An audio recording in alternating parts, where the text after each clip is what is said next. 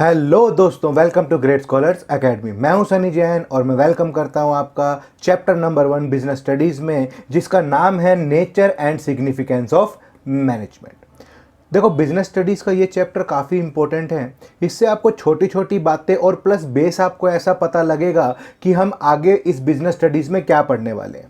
तो हर एक चैप्टर का नाम, हर एक चैप्टर की डिटेल जो है वो आपको यहाँ पर देखने को मिल जाएगी और कहीं ना कहीं ये आपको बहुत ही ज़्यादा हेल्प करेगा जब मैं आगे वाले चैप्टर्स पढ़ूंगा।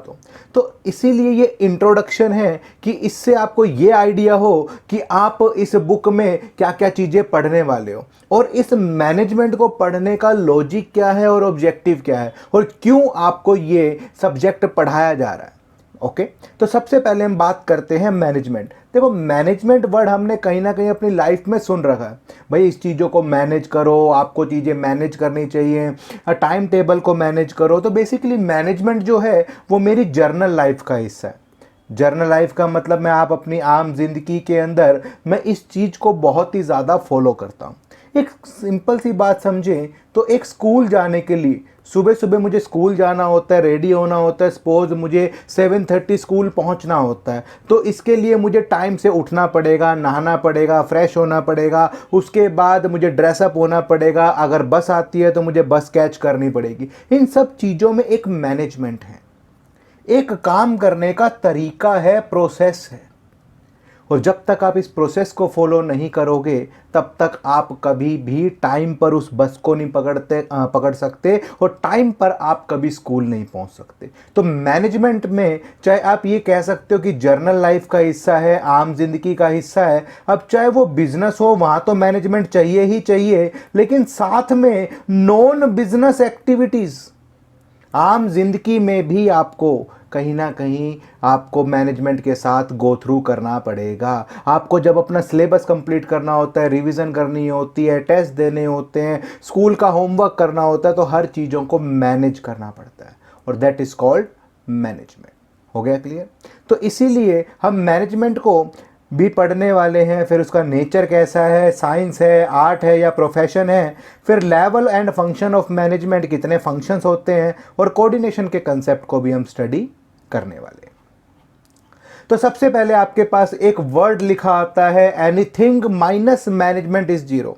अगर मैं किसी भी चीज में से मैनेजमेंट निकाल लूं तो रिजल्ट हमेशा जीरो आएगा। ये बहुत इंपॉर्टेंट है। मैंने अभी कहा ना, मुझे अगर स्कूल टाइम पर पहुंचना है तो चीजें मैनेज करनी पड़ेंगी। अगर आप टाइम पर पहुंचना चाहते हो तो मैनेजमेंट भी करनी पड़ेगी। अगर थोड़ी सी भी चीजें मिसमैनेज हुई तो आप कभी भी स्कूल टाइम पर नहीं पहुंच पाओगे, आप कभी भी बस को नहीं पकड़ पाओगे, बस निकल जाएगी। तो मैनेजमेंट अगर मैं किसी चीज में से निकाल दूंगा तो रिजल्ट क्या आएगा?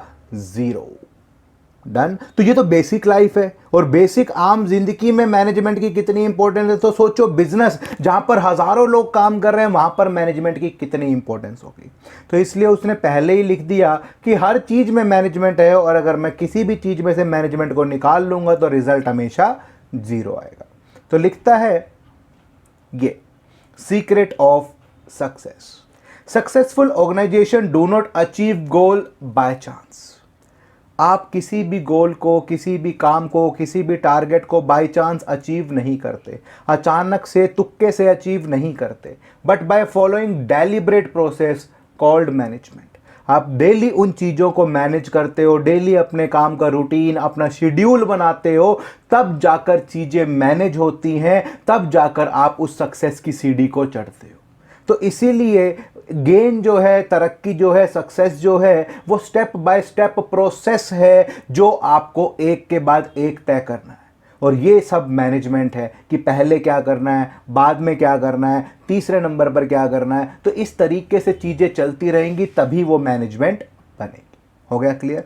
तो इसीलिए management is what a manager does. वो कहता है कि मैनेजर का काम ही नहीं, नाम ही हमने उसको दे दिया मैनेज करना चीज़ों को, तो वो मैनेजर हो गया। तो बेसिकली उसका काम क्या है? मैनेजमेंट करना। भाई, चीज़ों को हर जगह पर सही से पहुंचाना, सही से रखना, सही से काम करवाना, देखना कि कोई बंदा सही से काम कर रहा है या नहीं कर रहा। तो लिखता है, it refers to the process of conducting set of function. Management के डेफिनेशन में सबसे पहले डेफिनेशन वो कहता है कि यहाँ पर कुछ काम करने ज़रूरी होते हैं एक मैनेजर को। वो है प्लानिंग, ऑर्गेनाइजिंग, स्टाफिंग, डायरेक्टिंग और कंट्रोलिंग। तो सबसे पहले मैनेजर को क्या करना ज़रूरी है? प्लान करना। प्लान करने का मतलब है चीज़ों का आइडिया लगाना, फ्यूचरिस्टिक है कि मैं फ्यूचर में क्या चीज़ करना चाहता हूँ। उसके बाद दूसरा आपके पास आ जाता है ऑर्गेनाइजिंग। ऑर्गेनाइज का मतलब होता है रिसोर्सिस को इकट्ठा करना, रिसोर्सिस को ब्रिंग अन करना, कि भाई आपके पास जो भी पैसे हैं, जो भी चीज़ें हैं, जो भी आप खरीदना चाहते हो, किस लेवल पर क्या क्या चीज़ें चाहिए, स्ट्रक्चर क्या है, वो सब ऑर्गेनाइजिंग में आ जाएगा। उसके बाद स्टाफ, नाम से ही हिंट लगाते हैं यहाँ पर स्टाफ की भर्ती करना। स्टाफ की भर्ती करने का मतलब है, मैंने कहा भाई मुझे से 2 डायरेक्टर चाहिए, 10 मैनेजर चाहिए, 3-4 सुपरवाइज़र चाहिए। तो इस तरीके से जब आप स्टाफ की रिक्वायरमेंट बताते हो वो बन जाता है स्टाफिंग। अभी हम इसे डिटेल में पढ़ेंगे, लेकिन अभी मैं आपको बीच में ये वर्ड्स आए हैं, कंफ्यूज ना करें, इसीलिए मैं आपको ये साथ साथ समझा रहा हूँ। उसके बाद डायरेक्टिंग का मतलब क्या होगा? डायरेक्शन देना, कि आपको किस डायरेक्शन में चीज़ों को लेकर जाना है। ये जो एम्प्लॉयज़ लगा लिया आपने 1000-2000, इनको काम बताना पड़ेगा, किस तरीके से करना है, कहाँ लेकर जाना है, ये सब बताना पड़ेगा। कंट्रोलिंग का मतलब क्या हुआ? अब चीज़ों को कंट्रोल करना पड़ेगा, नज़र रखनी पड़ेगी, तभी रिजल्ट आएंगे, अदरवाइज रिजल्ट नहीं आएंगे।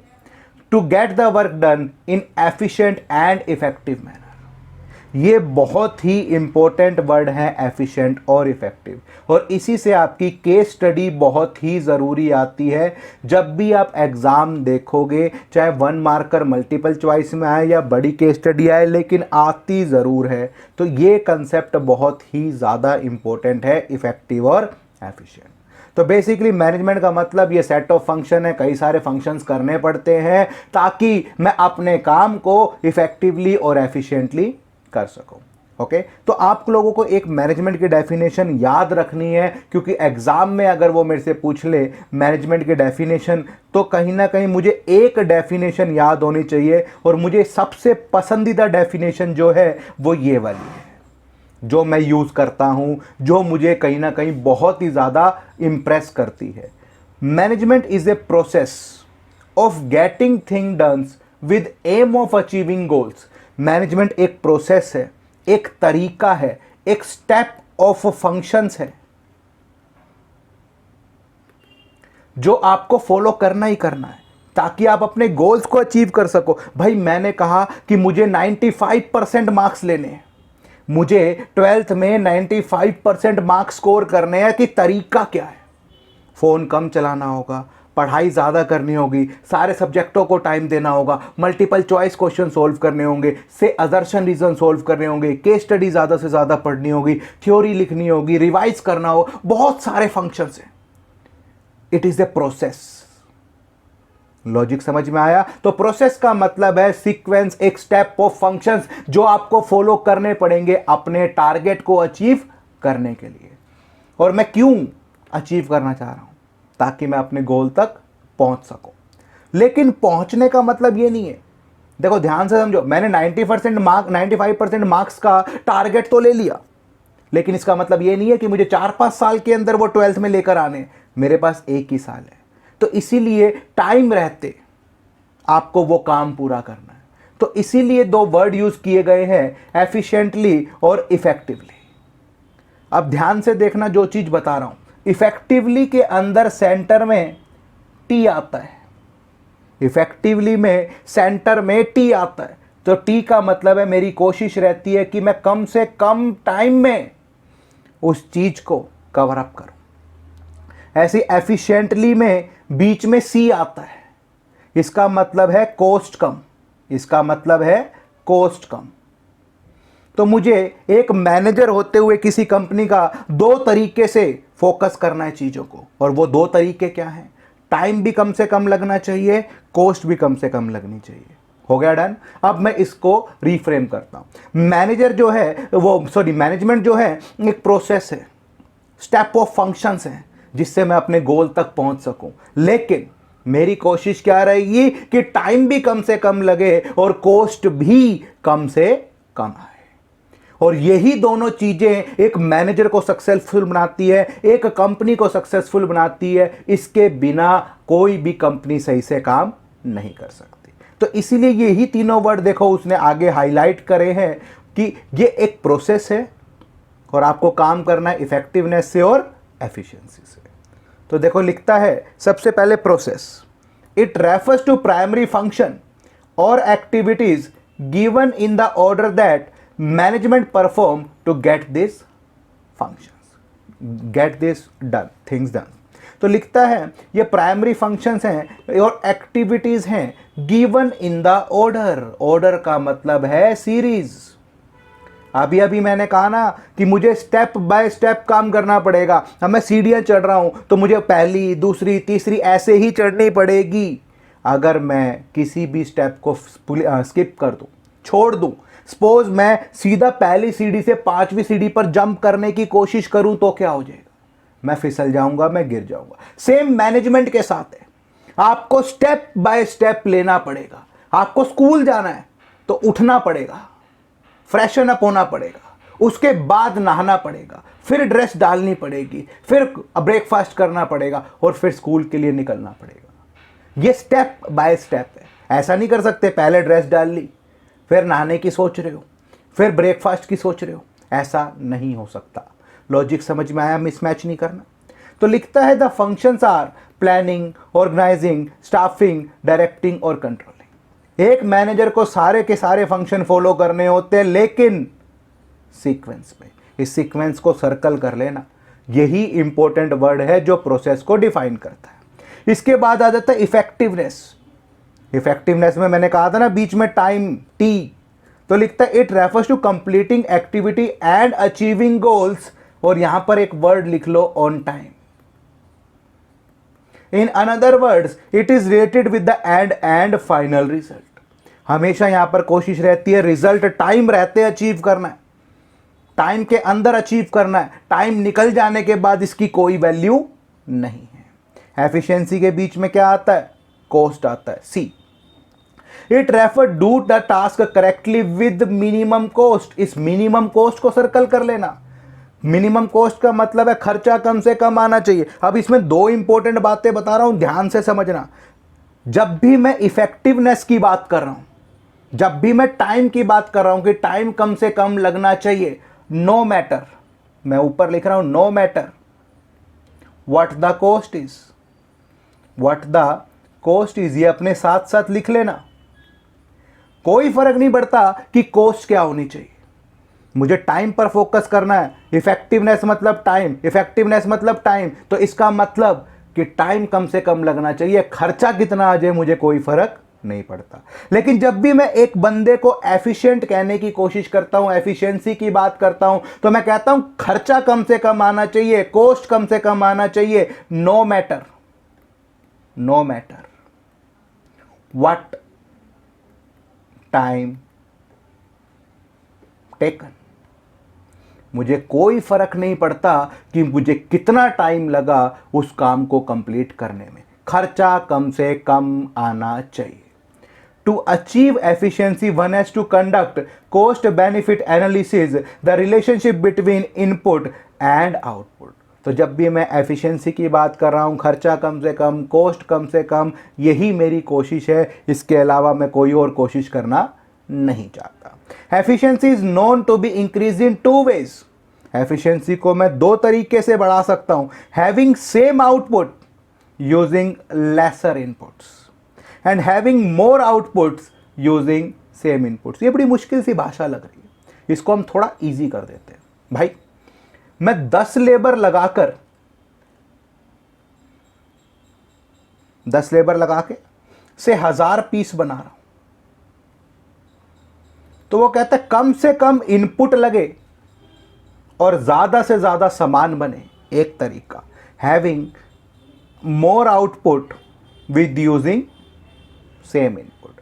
मैं ज्यादा से ज्यादा सामान बनाऊं और कम से कम लेबर यूज करूं, एक तरीका। इससे मेरी एफिशिएंसी दिख रही है। दूसरा, ध्यान से देखना, यहां पर मेरे पास 10 लेबर गिवन थी। सपोज मैं इनपुट से शुरू कर रहा था अपनी बात को, यार मेरे पास 10 लेबर है, तो ज्यादा से ज्यादा मैं कितने पीस बना सकता हूं? 1000।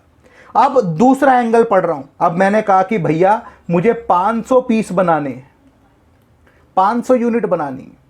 यहां पर आउटपुट गिवन है, तो अब मैं लेबर की बात क्या करूंगा, कम से कम लेबर लगनी चाहिए। तो लिखता है having same output using lesser input. ये है इस लाइन का मतलब।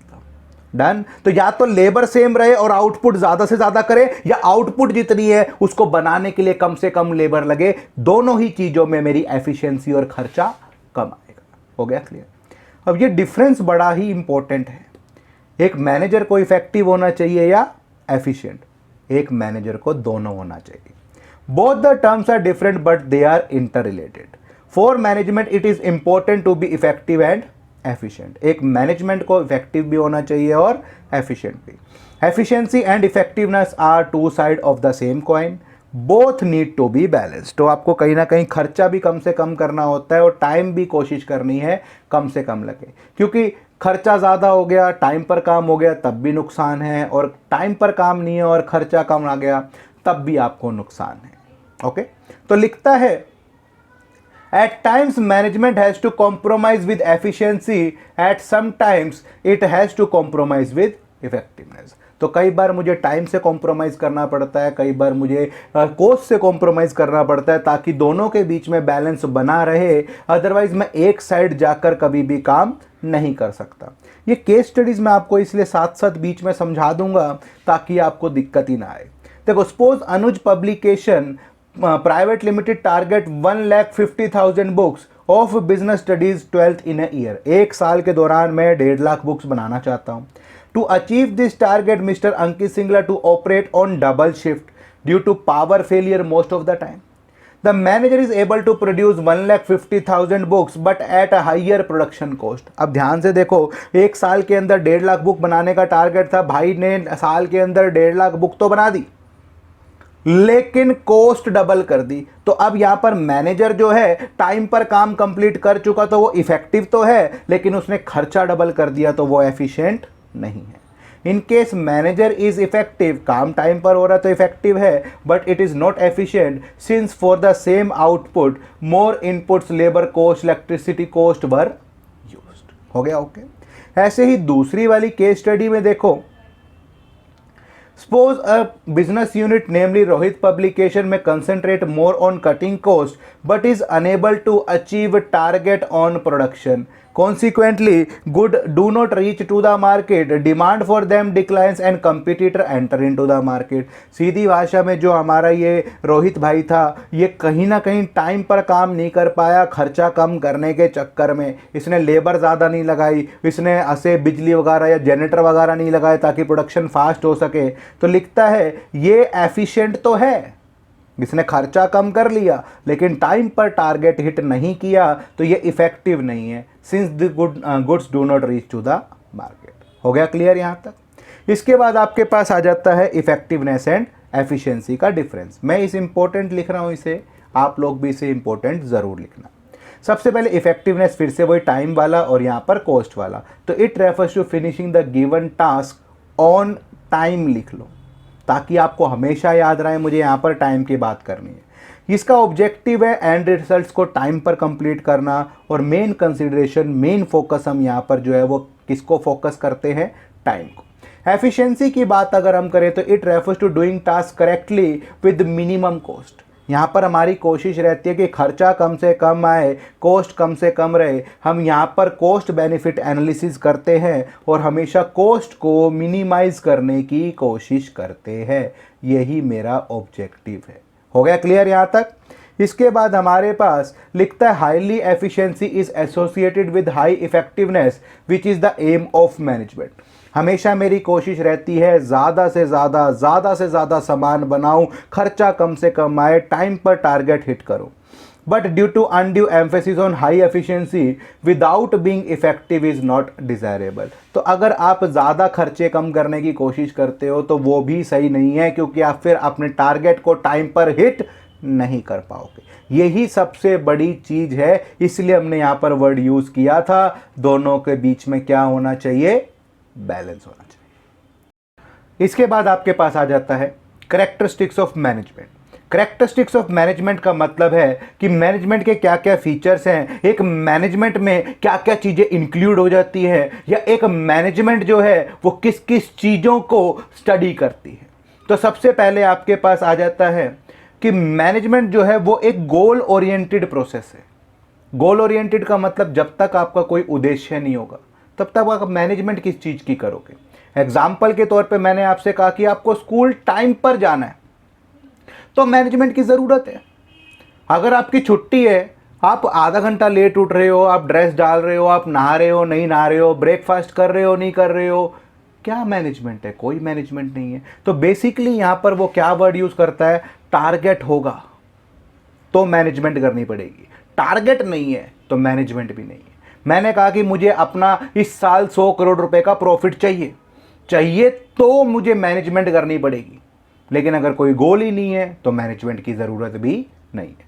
तो लिखता है every organisation set up itself with a view to realising a specific गोल।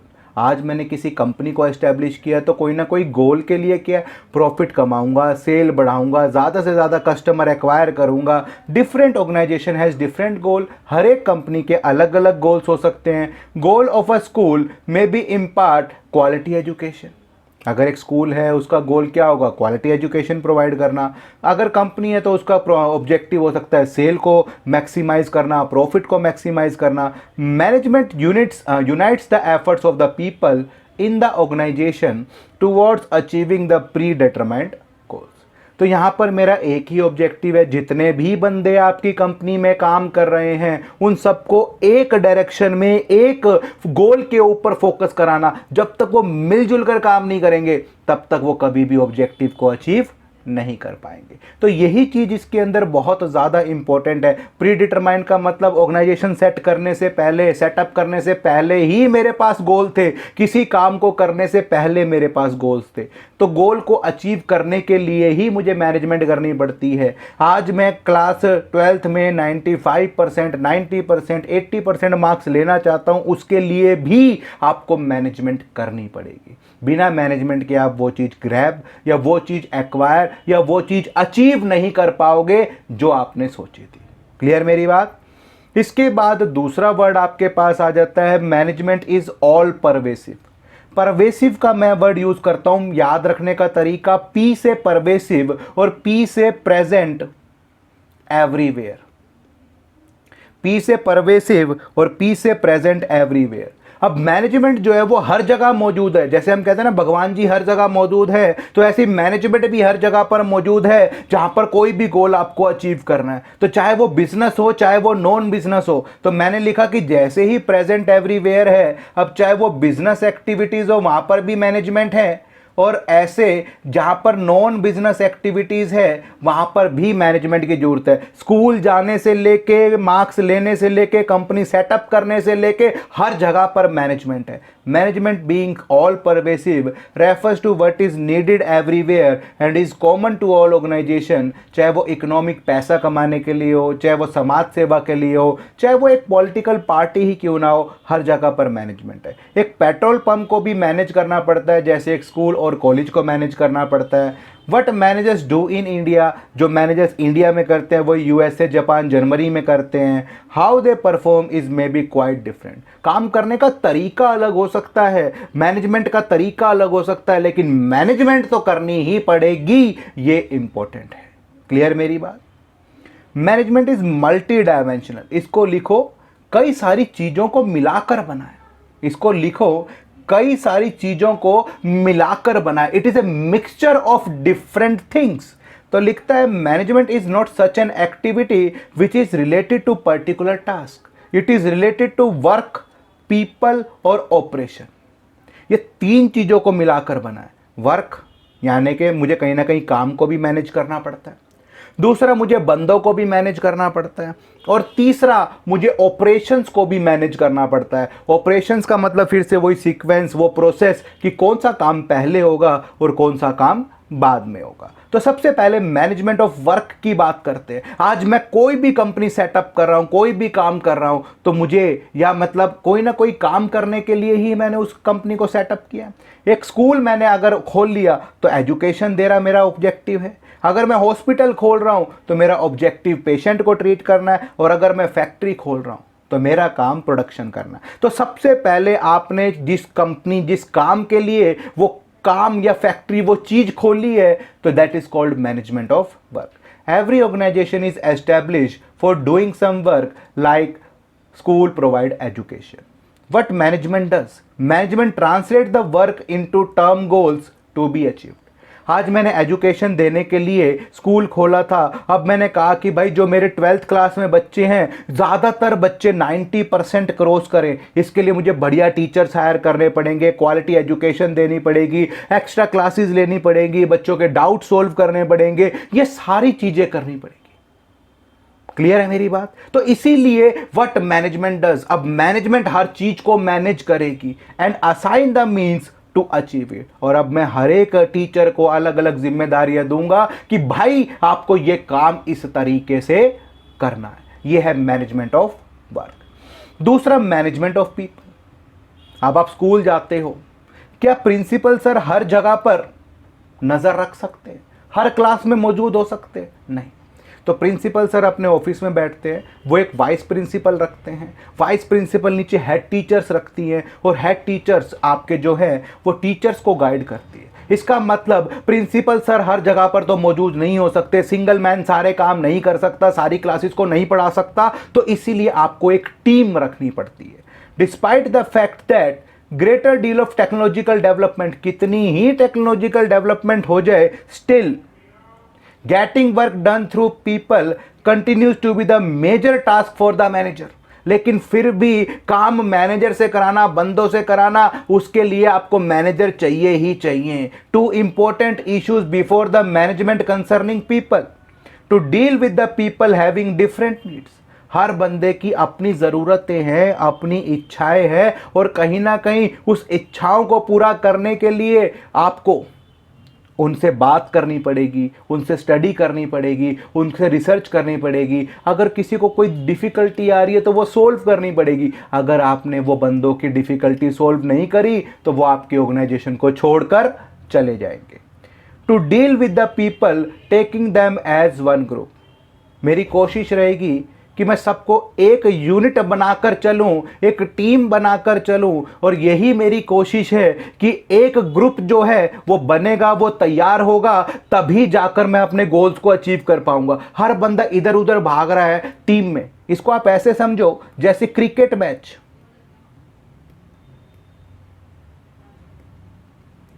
जैसे क्रिकेट मैच में 3 इंपॉर्टेंट इकाइयां हैं, 3 इंपॉर्टेंट यूनिट हैं. वो कौन कौन सी? बैट्समैन, बॉलर और फील्डर. अगर ये तीनों मिलकर टीम की तरह काम करेंगे तभी टीम जीतेगी. अगर ये तीनों अलग अलग डाइवर्ट हो जाएंगे तो कभी भी टीम जीत नहीं पाएगी. तो वो यहां पर लिख रहा है कि आपको जितने भी अलग अलग पीपल, अलग अलग कल्चर, अलग अलग जगह से आए हैं, उन सबको मिलाकर एक टीम बनानी पड़ती है. अगर टीम नहीं बनाओगे तो आप गोल भी अचीव नहीं कर पाओगे. डन मेरी बात? तो आपने सबसे पहले वर्क में क्या पढ़ लिया? वर्क में पढ़ा कि हर ऑर्गेनाइजेशन काम के लिए खुलती है, और काम को कंप्लीट करना, काम को कैसे करवाना है, किस तरीके से करवाना है, ये सब मैनेजमेंट को देखना पड़ता है. दूसरा मैनेजमेंट ऑफ पीपल. आप सारा काम खुद नहीं कर सकते, आपको टीम की ज़रूरत है, और टीम में भी अलग अलग मेंबर्स की अलग अलग नीड है, सबको सेटिस्फाई करना होता है. कुछ लोग सैलरी के लिए काम करते हैं, कुछ लोग स्टेटस के लिए काम करते हैं, और इसी के साथ साथ उनको एक ग्रुप में बांध कर रखना भी बहुत ज़रूरी है. Management ensure that people works towards achieving organisational goal by making their strength effective and their weakness irrelevant. तो मैनेजमेंट का एक ही काम है कि जो स्ट्रेंथ है वो तो उनको यूज़ करें, और जो वीकनेस है उसको कहीं ना कहीं दूसरा बंदा कवर अप कर जाए, ताकि आपको कोई भी दिक्कत ना आए एज ए टीम काम करते हुए. क्लियर? इसके बाद मैंने ऑपरेशंस को कहा था कि आप यहां पर सीक्वेंस लिख लो, स्टेप लिख लो, ताकि आपको ये समझ में आए. मैंने कहा मैनेजमेंट एक प्रोसेस है, स्टेप ऑफ फंक्शन है, जो अलग अलग चीज़ों को परफॉर्म करने के लिए बताता है कि कौन सा काम पहले करना और कौन सा काम बाद में. Every organisation has some basic product और सर्विसेज टू प्रोवाइड. हर एक कंपनी के पास कुछ सर्विसेज, कुछ प्रोडक्ट होते हैं जो वो कस्टमर को देना चाहती है. This require production process which entail flow of input and technology transfer input into output for consumption. सीधी भाषा में रॉ मटेरियल जो है वो आएगा, उसे आप कहीं ना कहीं कन्वर्ट करोगे फिनिश गुड्स में, और जब आप कस्टमर तक पहुंचाओगे. लेकिन इसमें वो कहता है कि बहुत सारे ऑपरेशन इंक्लूड है। पहले आपको रॉ मटेरियल खरीदना पड़ेगा, फिर प्रोडक्शन वाले उसको प्रोडक्शन करेंगे, फिर सेल टीम जाकर सामान बेच कर आएगी, और जब सामान बेचेगी तो वो कैश कलेक्ट करेगी। तो इसलिए स्टेप और फंक्शंस है, ऑपरेशन है। These is interlinked with both management of work and people, और इसीलिए आपको दोनों की ज़रूरत पड़ती है, वर्क की और पीपल की भी। क्लियर? व्हाट मैनेजमेंट डज, यहां पर मैनेजमेंट क्या काम करती है? मैनेजमेंट ऑर्गेनाइज करती है means of production process and control the management या manpower for performing the task. तो किसी भी टास्क को पूरा करने के लिए मैनेजमेंट जो है वो एक स्टेप, एक ऑपरेशन करती है, ताकि प्रोसेस करती है, सबको बताती है किसको पहले क्या करना है, बाद में क्या करना है, उसके बाद जाकर वो चीज़ों को एनालाइज करती है। हो गया क्लियर? इसके बाद आ जाता है management is A continuous process. Management continuous process है। मैं इसको कहता हूं मैनेजमेंट एक सर्कल जैसा है, जिसका ना तो कोई स्टार्टिंग पॉइंट है, ना तो कोई एंडिंग पॉइंट है। ये नेवर एंडिंग प्रोसेस है। यही आपकी एक्सप्लेनेशन है, याद रखने का तरीका, नेवर एंडिंग प्रोसेस। याद रखने का तरीका समझ लो कि ये सर्कल जैसा है, it is just like a circle which has no beginning no end, और ये नेवर एंडिंग प्रोसेस है। The management process content series of continuous composite but separate function. अलग अलग फंक्शंस है लेकिन वो नेवर एंडिंग है, वो चलता रहता है। दीज फंक्शन आर, अभी अभी हमने पीछे इनको डिस्कस कर ही लिया था, प्लानिंग, स्टाफिंग, डायरेक्टिंग, ऑर्गेनाइजिंग और controlling. These functions are simultaneously performed by all manager all the time at all the levels. ये simultaneously चलते रहते हैं। हो गया क्लियर? मैनेजमेंट जो है वो ग्रुप एक्टिविटी है। ग्रुप एक्टिविटी का मतलब ये टीम एफर्ट है। यहां पर सिंगल बंदा कुछ नहीं कर सकता। Every organisation has a group of people. हर एक की अपनी ज़रूरतें हैं, अपनी नीड है, अपने पर्पस है ऑर्गेनाइजेशन ज्वाइन करने के। आज मेरे पास 100-200 करोड़ रुपए होते, क्या पता मैं कंपनी काम करने जाता ही ना, जॉब करने जाता ही ना। आज मैं जॉब करने जा रहा हूं तो मेरी सपोज मुझे सैलरी चाहिए, पैसे चाहिए, इसलिए गया हूं, एक नीड। दूसरा, या तो मुझे स्टेटस चाहिए, पावर चाहिए, तब गया हूं। तो बेसिकली हर बंदा अपने अपने तरीके, अपने अपने लॉजिक के लिए बिजनेस में जाता है, but they work towards achieving common organisation goal. हर बंदे के गोल अलग अलग है, लेकिन उसे टीम के लिए खेलना है, उसे कंपनी के लिए खेलना है। लॉजिक समझो। आज एक बैट्समैन है, वो चाहेगा कि मैं सेंचुरी मारूं। एक बॉलर है, वो चाहेगा मैं ज़्यादा से ज़्यादा विकेट लूं। एक फील्डर चाहेगा मैं ज़्यादा से ज़्यादा कैचेस पकड़ूं। ये थे इनके इंडिविजुअल गोल्स। लेकिन जब टीम की बात आएगी, तो एक बैट्समैन अपनी सेंचुरी सेक्रीफाइस कर सकता है टीम को जिताने के लिए। लॉजिक समझ में आ रहा है? तो इसीलिए उसने वर्ड यूज किया कि हर बंदे के अलग अलग गोल्स हो सकते हैं, लेकिन एज ए टीम उनका सिर्फ एक ही गोल होना चाहिए, और वो है कंपनी का goal. The required team work and coordination of an individual effort in the same direction. Management provide opportunities to grow of to all its member and as a result be able to get best of them। और हमेशा मेरी कोशिश रहती है ज़्यादा से ज़्यादा best से बेस्ट इस चीज़ से निकाल देगा। हो गया clear? Management is a dynamic function. इस डायनामिक वर्ड को लिख लो चेंजिंग। बाहर का एनवायरनमेंट जो है वो चेंजिंग होता रहता है, बदलता रहता है, कंटिन्यूअस चेंज हो रहा है। अभी जैसे सपोज G20 था, अभी अगर सपोज लॉकडाउन था, अभी 2000 रुपए का नोट बंद हुआ है, डिमोनेटाइजेशन। तो ये सारी चीज़ें क्या है? ये सारी की सारी चीज़ें आपको क्या चेकआउट करनी है कि बाहर का एनवायरनमेंट कंटिन्यूअसली चेंज होता जा रहा है, तो आपको भी उसके साथ साथ चेंज होना है। अगर आप साथ साथ चेंज नहीं हो पा रहे तो ये एक बहुत बड़ी समस्या है। अब एग्जाम्पल के तौर पे 2000 के नोट बंद होने वाले हैं, तो 2000 के नोट बंद होने वाले, तो आपको भी अगर आपके पास कैश है तो कन्वर्ट कराना पड़ेगा। ऐसा तो नहीं है ना कि 30 सितंबर के बाद आप जाओगे, अरे यार हमारे तो नोट ही बच गए, हमें तो पता ही नहीं लगा। ऐसा नहीं कर सकते। तो इसीलिए ये चीज़ें आपको समझनी पड़ेगी। बाहर का एनवायरनमेंट चेंज हो रहा है तो आपको भी चेंज होना पड़ेगा। अगर आप चेंज नहीं होगे तो आपको हैवी लॉसेस बियर करने पड़ सकते हैं, और मैनेजमेंट ये सारे चेंज लाने में आपको हेल्प करता है। Every organization work in changing environment.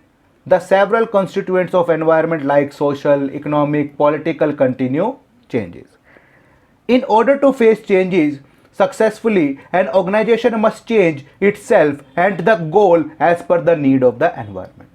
तो अब आपको चेंज होना पड़ता है बाहर के एनवायरनमेंट के हिसाब से। अगर आप अभी भी चेंज नहीं हुए तो क्या होगा, तो आपको कहीं ना कहीं दिक्कतें आएंगी, हैवी लॉसेस भी आपको बियर करने पड़ सकते हैं। देयरफॉर मैनेजमेंट इज डायनामिक, और कहीं ना कहीं आपको अपनी ऑर्गेनाइजेशन में चेंजेस को अडेप्ट कराना होता है, तभी जाकर आप सक्सेसफुल बनोगे। Done. The fast food company McDonald's affected several revolutionary changes in its menu in order to survive in the Indian market. तो इंडियन मार्केट में सर्वाइव करने के लिए उसने अपने काम करने का तरीका, अपना मेन्यू ही बदल डाला। क्यों?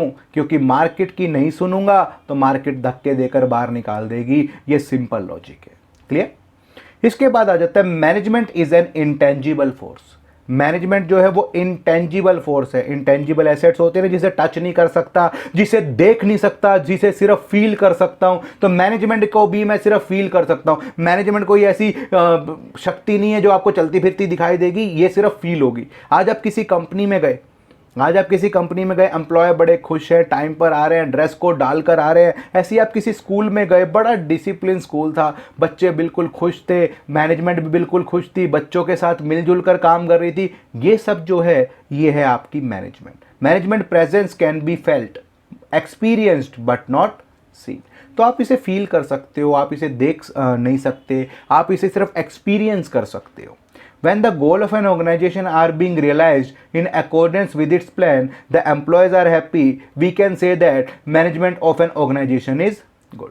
तो वो कहता है कि लोग टाइम पर काम कर रहे हैं, खुश हैं, वो कंपनी के साथ मिलजुल कर काम करते हैं, तो मैनेजमेंट बहुत अच्छी चल रही है, यही आप यहाँ पर कह सकते हो। When we get the indication of management if there is orderliness rather than chaos in all organization। आप किसी ऑर्गेनाइजेशन में गए, कंपनी में गए, हर चीज़ का एक सलीका है, काम करने का एक परफेक्ट पैटर्न है, तो आपको पता लगेगा कि मैनेजमेंट बहुत ही बढ़िया है। और अगर यहाँ पर आपने सपोज कोई चीज़ मांगी, उन्हें मिल नहीं रही, हर जगह चीज़ फैली हुई है, तो आप समझ जाओगे कि भाई इस कंपनी की जो मैनेजमेंट है वो बड़ी ही ढील डाल है, वो बड़ी ही गड़बड़ है, और यहाँ पर मैनेजमेंट की कहीं ना कहीं एब्सेंस है। इसीलिए हम इसे फील कर सकते हैं और इसे महसूस कर सकते हैं, लेकिन हम इसे कभी भी देख नहीं सकते। क्लियर है बच्चों यहाँ तक? इसके बाद आपके पास आ जाता है ऑब्जेक्टिव्स ऑफ मैनेजमेंट। देखो, ऑब्जेक्टिव का मतलब है कहीं ना कहीं वो एंड रिजल्ट जहां पर मैं पहुंचना चाहता हूं। एंड रिजल्ट का मतलब आज मेरे माइंड में जो भी टारगेट है, जो भी उद्देश्य है, जो मैं अचीव करना चाहता हूं, दैट इज माय ऑब्जेक्टिव। तो अगर मैं एक बिजनेस खोलने जा रहा हूं तो उसके भी अपने कहीं ना कहीं कुछ ऑब्जेक्टिव्स होंगे।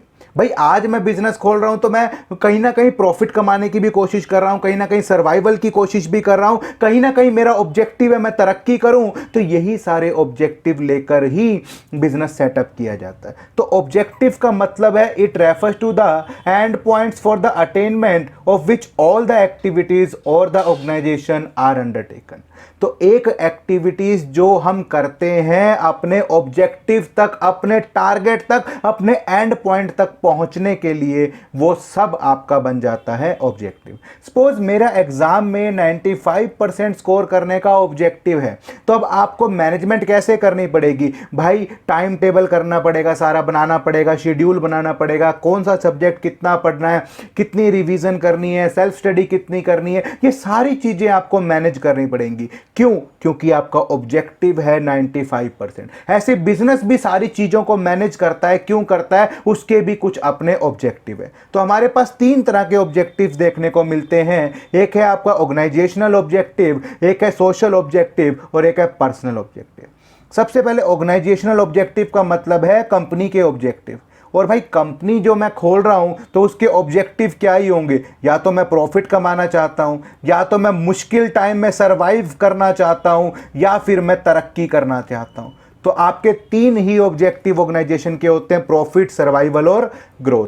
प्रॉफिट कमाते रहो, मुश्किल टाइम में सर्वाइव करते रहो, और जब बढ़िया मौका मिले तो तरक्की करो। यही है आपके ऑर्गेनाइजेशनल ऑब्जेक्टिव। सोशल ऑब्जेक्टिव कौन से होने वाले हैं? सोसाइटी से रिलेटेड। सोसाइटी से रिलेटेड क्या आपकी जिम्मेदारियां हो सकती हैं? भैया क्वालिटी प्रोडक्ट देना, रीजनेबल प्राइस देना, यही सारे आपके तो ऑब्जेक्टिव हैं जो आपकी सोसाइटी के प्रति हैं। पर्सनल ऑब्जेक्टिव का मतलब होता है वर्कर से रिलेटेड ऑब्जेक्टिव।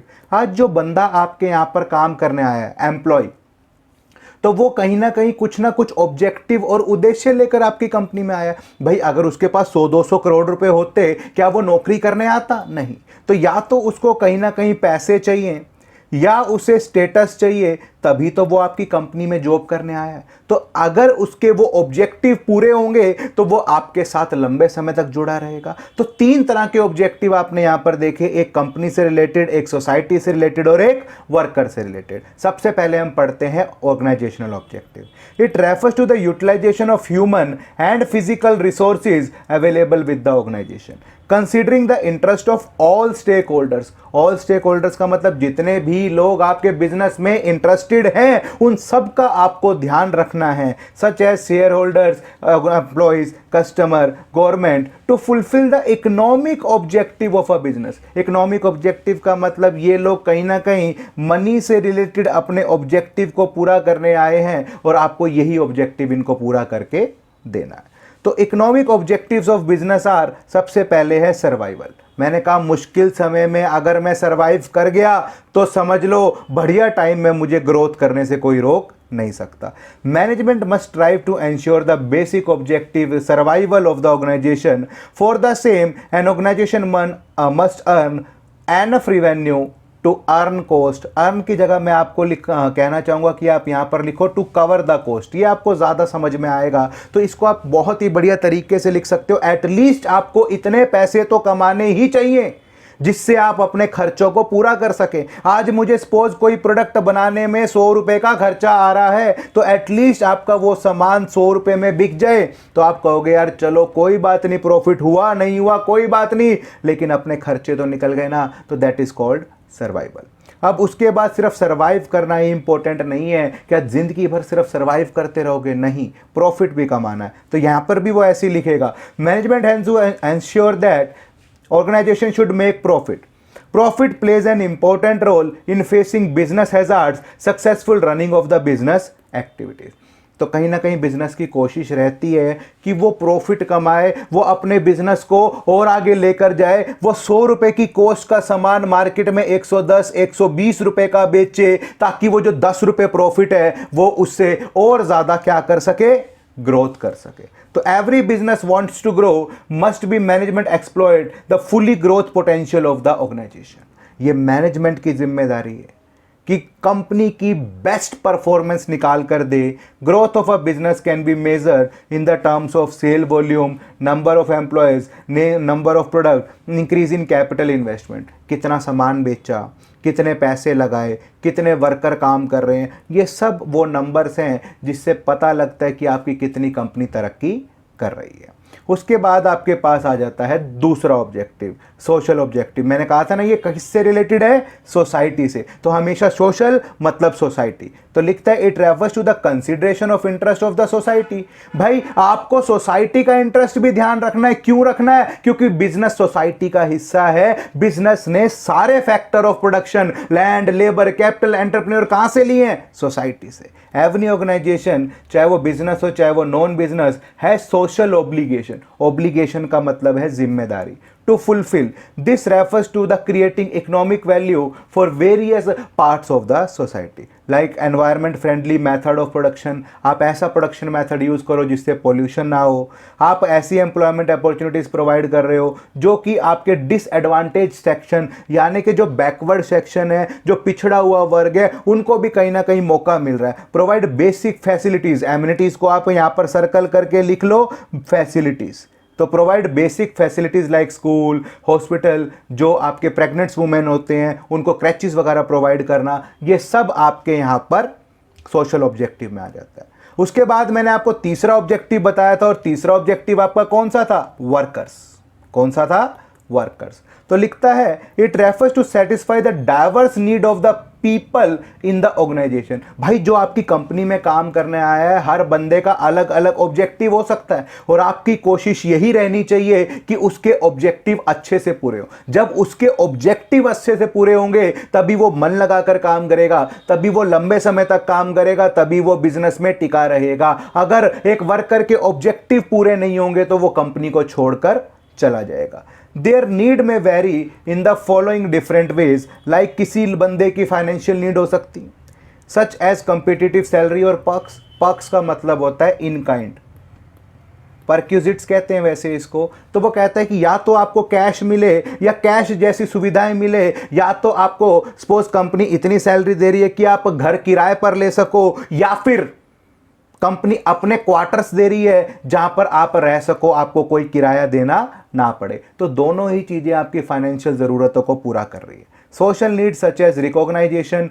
पीयर का मतलब होता है फ्रेंड्स रिकॉग्नाइजेशन, यानी कि सोसाइटी में आपको पहचान मिले, अरे भाई फलाना बंदा तो उस कंपनी के भाई सीईओ पोस्ट पर है, मैनेजर पोस्ट पर है, कंपनी का नाम बढ़ा तो बंदे की पहचान भी बढ़ी। उसके बाद higher level needs like personal growth and development. आप किस पोजीशन तक पहुंच चुके हो, कहां तक आगे पहुंच सकते हो, ये सारी चीजें आपकी पर्सनल लीड को आइडेंटिफाई करती है। क्लियर हो गए यहां तक? तो management has to reconcile personal objective with organisational objective. एक कंपनी का, एक मैनेजर का यही काम है कि जो पर्सनल नीड है, इंडिविजुअल्स की अलग अलग नीड है, उसे इस तरीके से मोटिवेट किया जाए कि वो अपनी नीड्स को कंपनी की नीड्स के साथ मैच कर ले। अगर वो बंदा तरक्की करेगा, इसका मतलब कंपनी भी तरक्की करेगी। In order to establish harmony. Harmony का मतलब होता है शांति बनाए रखें। अगर आपके दोनों लोग एक साथ मिलकर एक ही डायरेक्शन में काम करेंगे, यानी ऑर्गेनाइजेशनल ऑब्जेक्टिव भी और पर्सनल ऑब्जेक्टिव भी एक दिशा में काम करेंगे, तो कभी झगड़ा नहीं होगा। और जब झगड़ा नहीं होगा तो आपकी ऑर्गेनाइजेशन हमेशा तरक्की ही करेगी। क्लियर मेरी बात यहां तक? इसके बाद आपके पास नेक्स्ट टॉपिक आ जाता है importance of management. Anything minus management is equals to zero और फेलियर और नथिंग। ये लाइन मैंने आपको स्टार्टिंग में चैप्टर में भी बता दी थी। अगर मैं किसी भी चीज में से मैनेजमेंट को निकाल लूंगा तो रिजल्ट हमेशा फेलियर आएगा, रिजल्ट हमेशा जीरो आएगा, कभी भी आप सक्सेस अचीव नहीं कर सकते। तो इसके बाद उसने बहुत सारी इंपॉर्टेंस बताई। सबसे पहले management helps in achieving group goals. सबसे पहली इंपॉर्टेंस में लिखा उसने ग्रुप गोल। यहां पर आपको इंडिविजुअल्स के, अकेले बंदों के गोल अचीव नहीं कराने। भाई एक बंदा मैनेजर बनना चाहता था, मैनेजर बन गया। भाई ये क्रिकेट टीम है, सपोज बैट्समैन सेंचुरी मारना चाहता था, उसने सेंचुरी मार दी। टीम कहीं भी जाए अपने को कोई फर्क नहीं पड़ता। सपोज एक प्लेयर खेल रहा है, उसने 50 बॉल खराब कर दी सिर्फ 90 से 100 पर जाने के लिए, और इससे खामियाजा किसको भुगतना पड़ा? क्रिकेट टीम, पूरी टीम को भुगतना पड़ा। तो ऐसे में ये ऑब्जेक्टिव आपका सही नहीं है। तो मैनेजमेंट हमेशा कोशिश करती है सारे लोग मिलकर एक टीम, एक दिशा में वर्कआउट करें। नीडलेस टू से it is A goal oriented activity. माना कि हमें गोल अचीव करना है, माना कि हमें मैच जीतना है, लेकिन अकेले और इंडिविजुअल परफॉर्मेंस से नहीं जीतना, ग्रुप की परफॉर्मेंस से जीतना है। A manager gives a common direction to all individual efforts to achieve the group goals. Clear मेरी बात?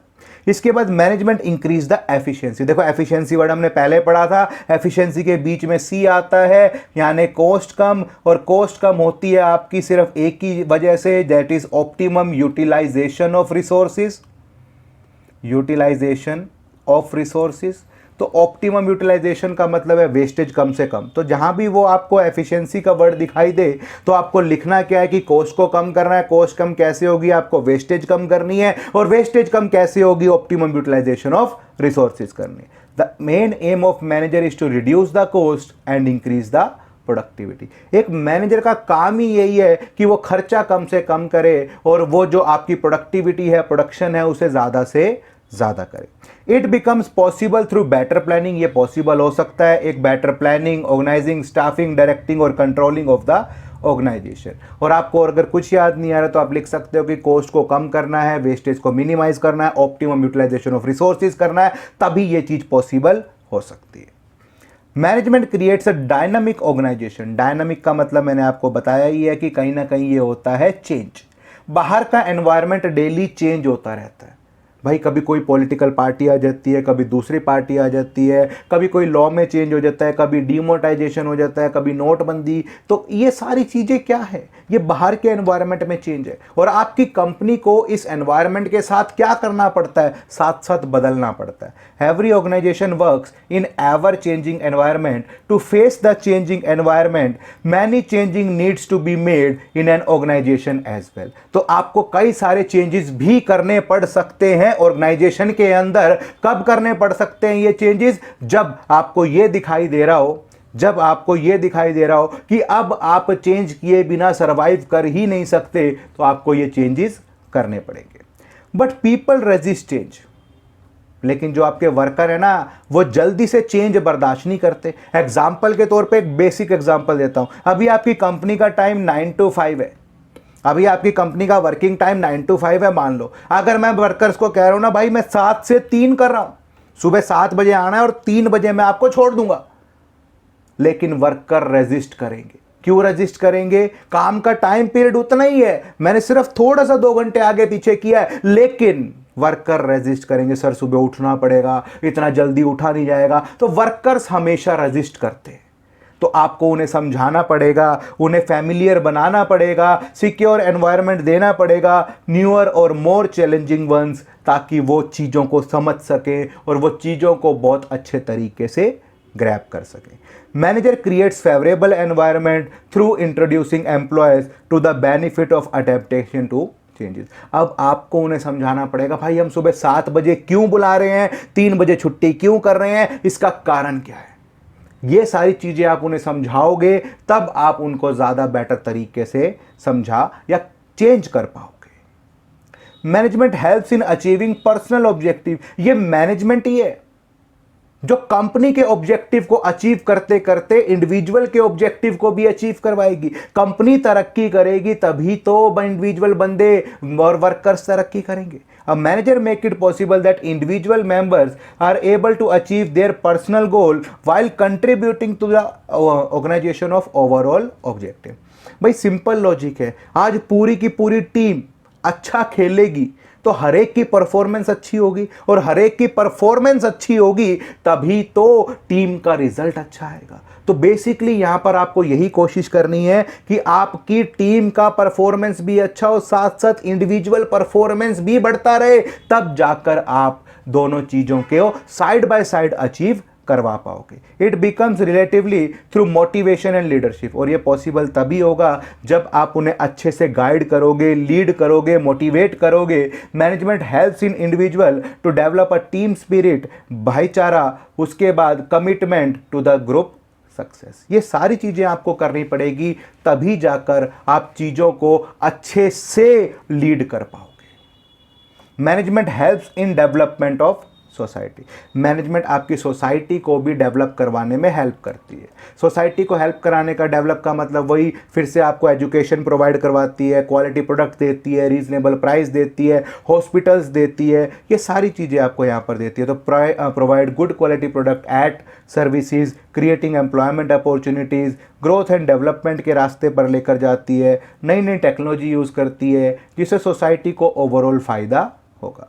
ध्यान देने वाली बात, हमने ऑब्जेक्टिव के अंदर 3 ऑब्जेक्टिव पढ़े, सोशल, ऑर्गेनाइजेशनल और इंडिविजुअल। तो यहां पर कुल मिलाकर इंपॉर्टेंस में 3 पॉइंट तो वही लिखे हुए हैं। देखो, ये डेवलपमेंट ऑफ सोसाइटी का मतलब ये आपका सोशल ऑब्जेक्टिव हो गया, ये आपका सोशल ऑब्जेक्टिव हो गया। इसके ऊपर पर्सनल ऑब्जेक्टिव यानी हमने पढ़ ही लिया। और तीसरा देखो, ये आपने जो यहाँ पर लिखा, achieving group goals of the company, तो कंपनी के जो ग्रुप गोल्स अचीव कर रहे हैं ये आपका ऑर्गेनाइजेशनल। तो 3 पॉइंट तो वही मिल जाएंगे आपको वहाँ से। बाकी 2 पॉइंट आपको याद करने हैं कि आपकी एफिशिएंसी बढ़ाता है और ये डायनामिक एनवायरनमेंट क्रिएट करता है। तो इस तरीके से आप ये 5 इंपॉर्टेंस याद रख सकते हो। क्लियर है यहाँ तक? कोई डाउट हो तो मुझे आप कमेंट कर देना। ओके, इसके बाद आपके पास आ जाता है बहुत ही इंपॉर्टेंट टॉपिक एग्जाम के एंगल से, that is nature of management. Management का नेचर कैसा है, क्या मैनेजमेंट साइंस है, क्या मैनेजमेंट आर्ट है, या क्या मैनेजमेंट प्रोफेशन है। तो पहले इन तीनों वर्ड्स को समझते हैं ताकि हम इसे इजीली स्टडी कर पाएं। अगर मैं बात करता हूं साइंस की, अगर मैं ये कहता हूं कि जो मैनेजमेंट है भाई वो साइंस है, अगर मैं ये कहता हूं कि मैनेजमेंट जो है वो साइंस है, तो साइंस का मतलब क्या होता है, मैं इसको बिल्कुल बेसिक तरीके से समझा रहा हूं। सपोज हम वाटर का फॉर्मूला ले लेते हैं H2। क्या ले लेते हैं हम? वाटर का फॉर्मूला। तो बेसिकली ये फॉर्मूला आया कहाँ से? आपने क्या किया होगा, ढेर सारी प्रैक्टिस की होगी, ढेर सारी रिसर्च की होगी, ढेर सारे एक्सपेरिमेंट्स किए होंगे, तब जाकर आपने ये फॉर्मूला डेवलप किया होगा। क्लियर है मेरी बात? तो बेसिकली अगर मैं ये कह रहा हूं कि मैनेजमेंट साइंस है, इसका मतलब इसके पीछे हमने ढेर सारी रिसर्च की होगी, ढेर सारे एक्सपेरिमेंट किए होंगे और ढेर सारे ये कह सकते हो कि प्रैक्टिस की होगी, तब जाकर ये डेवलप हुआ हो। इसके बाद दूसरा पॉइंट, जब भी साइंस के बारे में लिखा जाता है तो हम कहते हैं that is cause and effect relationship. Cause and effect relationship यानी मैं क्या काम करूंगा और क्या रिजल्ट आएगा, इसके बारे में भी मैं कहीं ना कहीं यहां पर इमेजिन कर सकता हूं। जैसे मैं हाइड्रोजन के 2 मॉलिक्यूल, ऑक्सीजन का 1 मॉलिक्यूल मिक्स करूंगा तो वाटर बनेगा। तो बेसिकली आप यहां पर क्या चीज कर सकते हो, आप यहां पर इमेजिन कर सकते हो। इसके बाद तीसरा आपके पास जो आ जाता है वो कहता है यूनिवर्सल वैलिडिटी। यूनिवर्सल वैलिडिटी या एप्लीकेबल। तो बेसिकली इसका मतलब क्या है कि ये वाटर का फॉर्मूला पूरे वर्ल्ड वाइड सेम रहेगा। ऐसा नहीं है कि भाई इंडिया में अलग है, अमेरिका में अलग है या चाइना में अलग है। तो इसीलिए साइंस वर्ड जब भी आ रहा है तो यही पॉइंट्स आपको वहां पर देखने को मिलेंगे। ऐसे ही जब मैं यहाँ पर बात करता हूँ कि भाई मैनेजमेंट जो है वो आर्ट है, तो आर्ट का मतलब क्या है? आर्ट का मतलब जैसे हम इसे म्यूजिक सब्जेक्ट से समझ लेते हैं। म्यूजिक सब्जेक्ट के अंदर क्या होता है भाई, म्यूजिक की किताब आपने भी सेम पढ़ी होगी और सपोज मैंने भी सेम पढ़ी होंगी। क्या मैं सिंगर बन पाया? नहीं, क्योंकि यहाँ पर थियोरेटिकल नॉलेज तो सेम है। थियोरेटिकल नॉलेज तो सबको सेम मिली है, किताबें तो सबने सेम ही पढ़ी हैं, लेकिन अलग है तो क्या? That is practical application. काम करने का, अप्लाई करने का तरीका सबका अलग होता है। उनके अंदर वो अपनी क्रिएटिविटी डाल देते हैं, तब जाकर वो बनता है आर्ट। तो मैनेजमेंट आर्ट है। हर बंदा थियोरेटिकल नॉलेज तो बुक से ले लेता है, लेकिन सिचुएशन में अप्लाई करने का तरीका उन लोगों का अलग अलग होता है। तो इस तरीके से इसके बाद तीसरा वर्ड आपने जो पढ़ा that is called profession. Profession के अंदर हम यहाँ पर क्या समझते हैं कि सपोज डॉक्टर। अब आपको एक डॉक्टर बनना है तो सबसे पहले आपको क्या लेना पड़ेगा? Specialised knowledge. स्पेशलाइज्ड नॉलेज लेनी पड़ेगी आपको। स्पेशलाइज्ड नॉलेज लेने के बाद आपको क्या करना पड़ेगा? आपको डिग्री लेनी पड़ेगी। और ये डिग्री आपको कौन देगा? प्रोफेशनल एसोसिएशन देगी। प्रोफेशनल एसोसिएशन का मतलब एक संस्था देगी। जैसे ऑल इंडिया मेडिकल एसोसिएशन आपको क्या देने वाली है? डिग्री देने वाली है कि you are a certified doctor. अगर आपको वकील बनना है, लॉयर बनना है, तो कहीं ना कहीं बार काउंसिल ऑफ इंडिया से आपको रजिस्ट्रेशन कराना पड़ेगा। तो जैसे ही आप रजिस्ट्रेशन कराओगे तो वो आपको क्या डिफाइन करेंगे? Code of conduct. Code of conduct का मतलब होता है रूल्स और रेगुलेशन। तो ये सारी चीजें आपको यहां पर पढ़ना है कि भाई मैनेजमेंट साइंस है या नहीं है, मैनेजमेंट आर्ट है या नहीं है, और मैनेजमेंट प्रोफेशन है या नहीं है। तो ये सारी चीजें आपको इसमें अब स्टडी करनी है। ओके, तो मैंने आपको बेसिक समझा दिया, साइंस में लॉजिक क्या है, ये सब चीजें। तो मैनेजमेंट एज एन आर्ट और साइंस। सबसे पहले हम आर्ट की बात करते हैं। It refers to the skilful and personal application of existing knowledge to achieve desire result. Basically आप यहाँ पर कुछ नहीं कर रहे, आप यहाँ पर अपने प्रैक्टिकल एप्लीकेशन को अप्लाई कर रहे हो ताकि आप अपने डिजायर रिजल्ट्स को अचीव कर सकें। और ये पर्सनलाइज एप्लीकेशन, प्रैक्टिकल एप्लीकेशन हर बंदे की अलग अलग हो सकती है। अप्लाई करने का तरीका सबका अलग अलग हो सकता है। चीज़ों को सोल्व करने का तरीका सबका अलग अलग हो सकता है।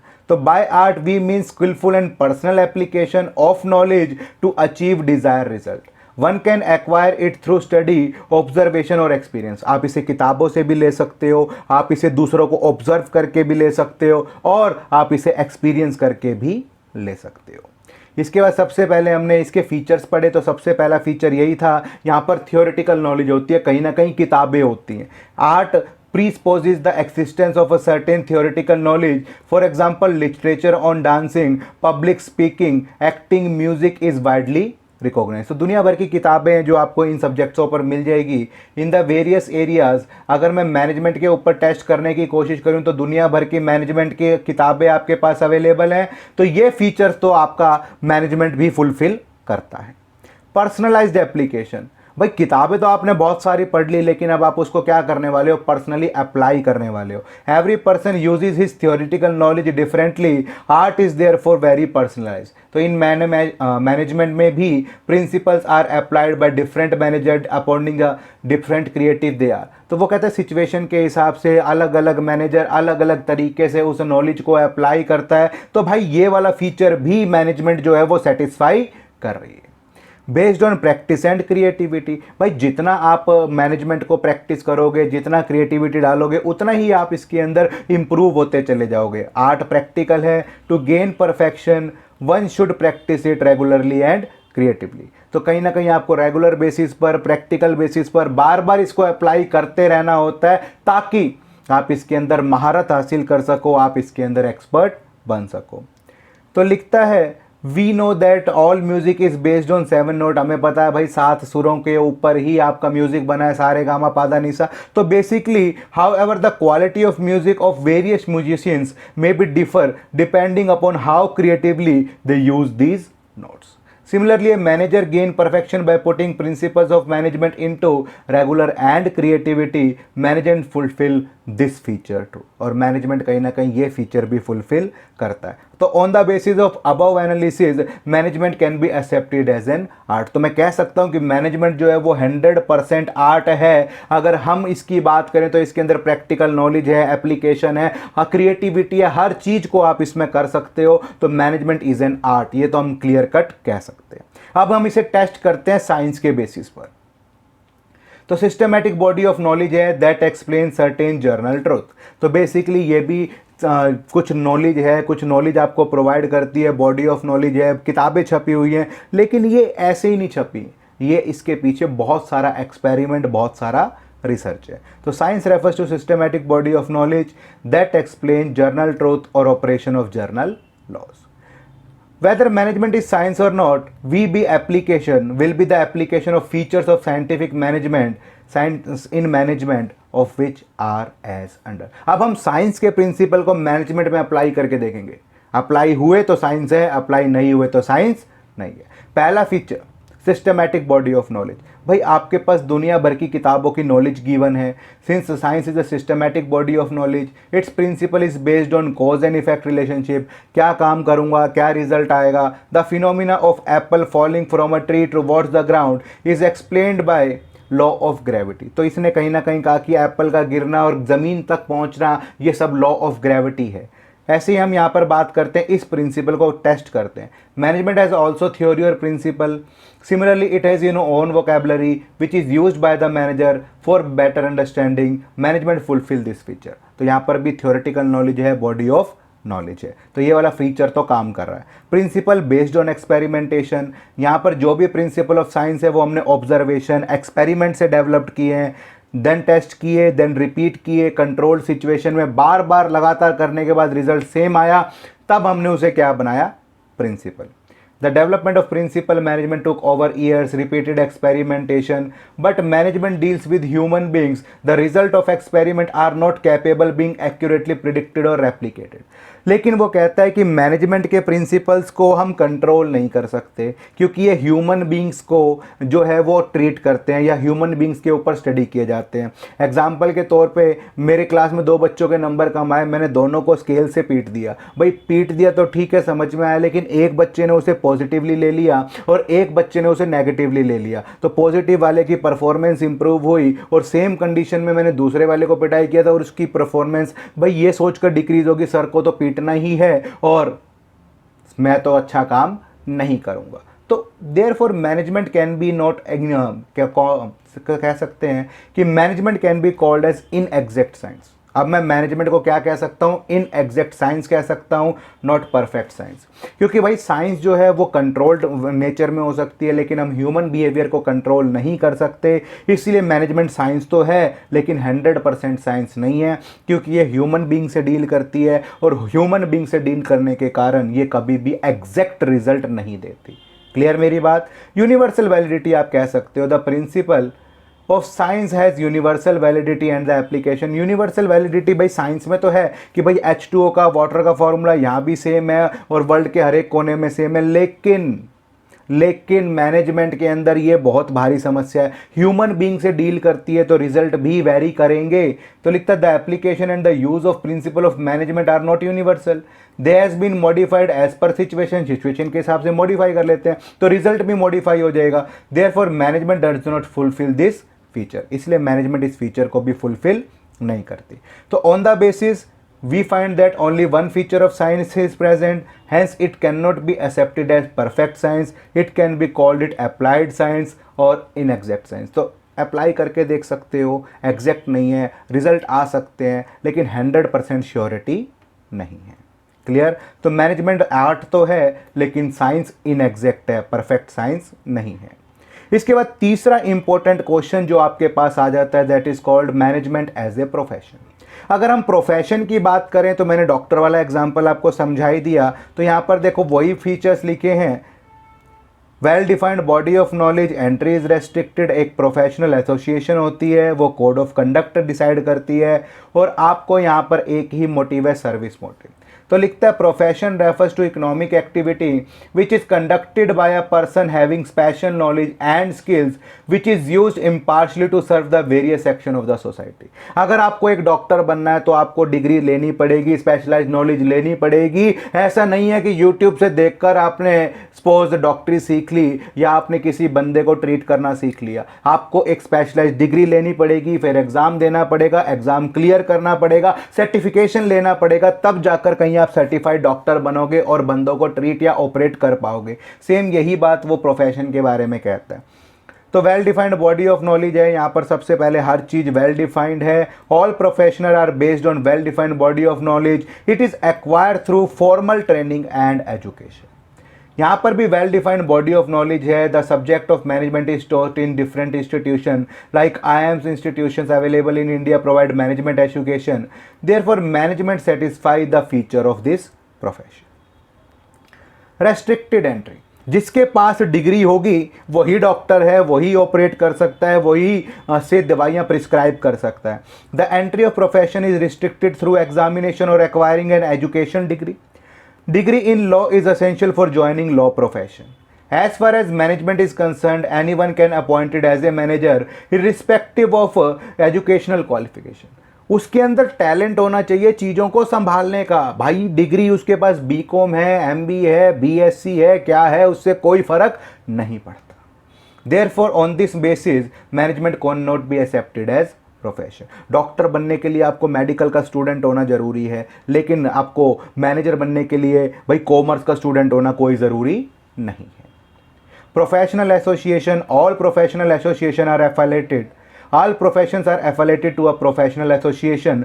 फंक्शन ऑफ दीज एसोसिएशन, वो रेगुलेट करती है एंट्री, वो सर्टिफिकेट देती है, वो rules and regulation, code of conduct बनाती है। For managers all India management association has been establish, but ज़रूरी नहीं है कि आप उसके मेंबर हो तभी किसी कंपनी में आपको मैनेजर की जॉब मिलेगी, ऐसा कुछ नहीं है। तो हम इस वाले प्रोफेशन या प्रोफेशनल एसोसिएशन वाले फीचर को भी फॉलो नहीं करती management.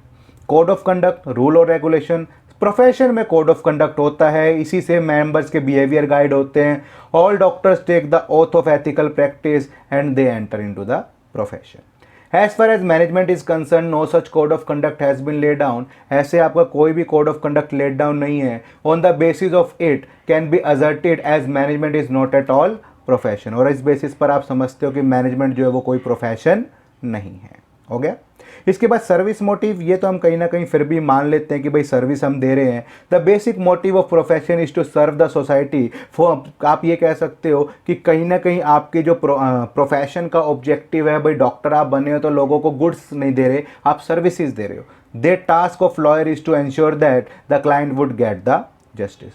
Profit maximization may be the basic objective of management of business enterprise, but nowadays it hold true in fast changing. The social responsibilities of management be stressed upon increasingly. अब पहले तो profit कमाना ही objective होता था, लेकिन आज के दिनों में आप कहीं ना कहीं एक्सप्लेन करते हो कि आपको सोशल रिस्पॉन्सिबिलिटी भी फॉलो करनी पड़ती है। तो therefore automatically serve the society by providing good quality product, reasonable price all the time, but not having any satisfactory backing. तो इसीलिए आप यहाँ पर इसे ये नहीं कह सकते कि भाई ये फीचर फॉलो हो रहा है या नहीं। मजबूरी में आप फॉलो कर लेते हो, लेकिन आप ज़रूरी नहीं है कि इस फीचर को फॉलो करो। तो कंक्लूजन ये है कि मैनेजमेंट एक प्रोफेशन नहीं है। On the basis of above analysis it can be said that management does fulfil some feature of the profession, some of the feature have yet to be blossom और develop. In this way management is profession in India is still in its infancy period or its development is moving at slow speed. Infancy का मतलब होता है कि अभी भी वो infant period में है, नवजात पीरियड में है, या आप कह सकते हो कि अभी बिल्कुल स्टार्टिंग फेज में है, अभी भी इसे प्रोफेशन बनने में काफ़ी टाइम लगेगा। क्लियर मेरी बात यहाँ तक। इसके बाद केस स्टडीज़ आ जाती हैं, आप ये सोल्व कर सकते हो। अगर कोई केस स्टडी में आपको डाउट आए तो वो मुझे साथ साथ बता देना, मैं आपको नोट्स में या शॉर्ट्स के अंदर आपको ये डालकर सोल्व कर दूंगा। ओके, इसके बाद आपके पास आ जाता है सबसे मोस्ट इंपॉर्टेंट टॉपिक, जिसका नाम है level and functions of management. Basically एक मैनेजमेंट कंपनी में क्या क्या काम करती है, उसके कितने लेवल होते हैं, ये सब चीज़ें हम इस टॉपिक में पढ़ने वाले हैं। इससे आपके मल्टीपल चॉइस क्वेश्चन बहुत ही ज़्यादा आते हैं और कहीं ना कहीं आपसे ये पूछ लिया जाता है कि भाई सपोज एक ब्रांच मैनेजर है तो वो किस लेवल पर काम करता है, अगर वो एक बंदा कंपनी का CEO है वो किस लेवल पर काम करता है, अगर वो सुपरवाइजर है तो वो किस लेवल पर काम करता है। तो सबसे पहले इस लेवल ऑफ मैनेजमेंट को समझने के लिए मैं आपको एक ट्राइंगल दिखा रहा हूँ, उसके बाद हम सारी चीज़ें डिटेल में स्टडी करेंगे। ये ट्राइंगल आपको दिखाई दे रहा है यहाँ पर, ये दिखाई दे रहा है ट्राइंगल में सबसे ऊपर है टॉप लेवल मैनेजमेंट, उसके बाद है मिडिल लेवल मैनेजमेंट, उसके बाद है ऑपरेशनल मैनेजमेंट। ऑपरेशनल मैनेजमेंट को मैं यहाँ पर लोअर लेवल मैनेजमेंट भी कह सकता हूँ। अब यहाँ पर देखो कितने सारे बंदे आते हैं टॉप लेवल पर। टॉप लेवल का मतलब बेसिकली आप मानो कि कंपनी के मालिक बोर्ड ऑफ डायरेक्टर्स, तो बोर्ड ऑफ डायरेक्टर्स आ गया, CEO चीफ एग्जीक्यूटिव ऑफिसर आ गया, चेयरमैन, मैनेजिंग डायरेक्टर, उसके बाद जनरल मैनेजर आ गया, यहाँ पर CFO भी आ सकता है, चीफ फाइनेंशियल ऑफिसर भी यहीं पर आते हैं। अब टॉप मैनेजमेंट आपको कहीं ना कहीं पता लग गया कि कंपनी क्यों एस्टेब्लिश करी है, उसके पॉलिसीज क्या है, उसके ऑब्जेक्टिव क्या है, ये सारी चीज़ें डिफाइन करने का काम इन लोगों का होता है। ओके, अब आ जाते हैं मिडिल लेवल पर। जितने भी डिपार्टमेंट्स के मैनेजर होते हैं, purchase manager, sale manager, production manager, तो departmental manager, deputy department managerial, उसके बाद ऑपरेशनल और फंक्शनल मैनेजर, वो सब मैनेजर्स आपके यहाँ पर आते हैं। लोअर लेवल मैनेजमेंट या फिर ऑपरेशनल मैनेजमेंट इन्हें कहते हैं। इसमें दो ही बंदे सबसे ज़्यादा डोमिनेटिंग है, दैट इज सुपरवाइजर और फोरमैन्स। इसे हम अपनी हिंदी भाषा में कहें तो ये है ठेकेदार। बेसिकली ये आपकी प्लेटफॉर्म एरिया पर जो वर्कर्स काम करते हैं ये उसके साथ डायरेक्ट लिंक में रहते हैं। अब इसका मतलब क्या है, सपोज मैं एक घर बनवा रहा हूँ तो मुझे मजदूर से कम्युनिकेट करना पड़ता है। वो मालिक की बात नहीं समझता, लेकिन वो अपने ठेकेदार की बात बहुत जल्दी समझता है। तो इसीलिए ये जो ऑपरेशनल मैनेजमेंट है ना, बेसिकली हम इसे ठेकेदार कहते हैं। ये वो ठेकेदार हैं जो सीधा 1-to-1 कॉन्टैक्ट में रहते हैं वर्कर्स के। तो अगर मैं मैनेजरियल लेवल्स की बात करूं तो ये जो ऊपर वाले 3 हैं ये तो हो गए आपके मैनेजरियल लेवल, और ये जो नीचे वाले वर्कर्स हैं ये हो गए आपके नॉन मैनेजरियल लेवल। तो हमारे पास 3 मैनेजरियल लेवल होते हैं, टॉप लेवल, मिडिल लेवल और लोअर लेवल। और आपके पास नॉन मैनेजरियल लेवल एक ही होता है और वो होता है आपका वर्कर्स। अब टॉप लेवल मैनेजमेंट तो कहीं ना कहीं कंपनी के ऑब्जेक्टिव्स डिफाइन करने वाले हैं। अगर मैं इस चार्ट को देखूं तो आपको ये बात समझ में आ जाएगी कि भाई कंपनी की पॉलिसीज डिजाइन करने का काम, कंपनी के जो भी फैसले लेने हैं मेजर, वो सारे के सारे फैसले कौन लेने वाला है, वो लेने वाला है top.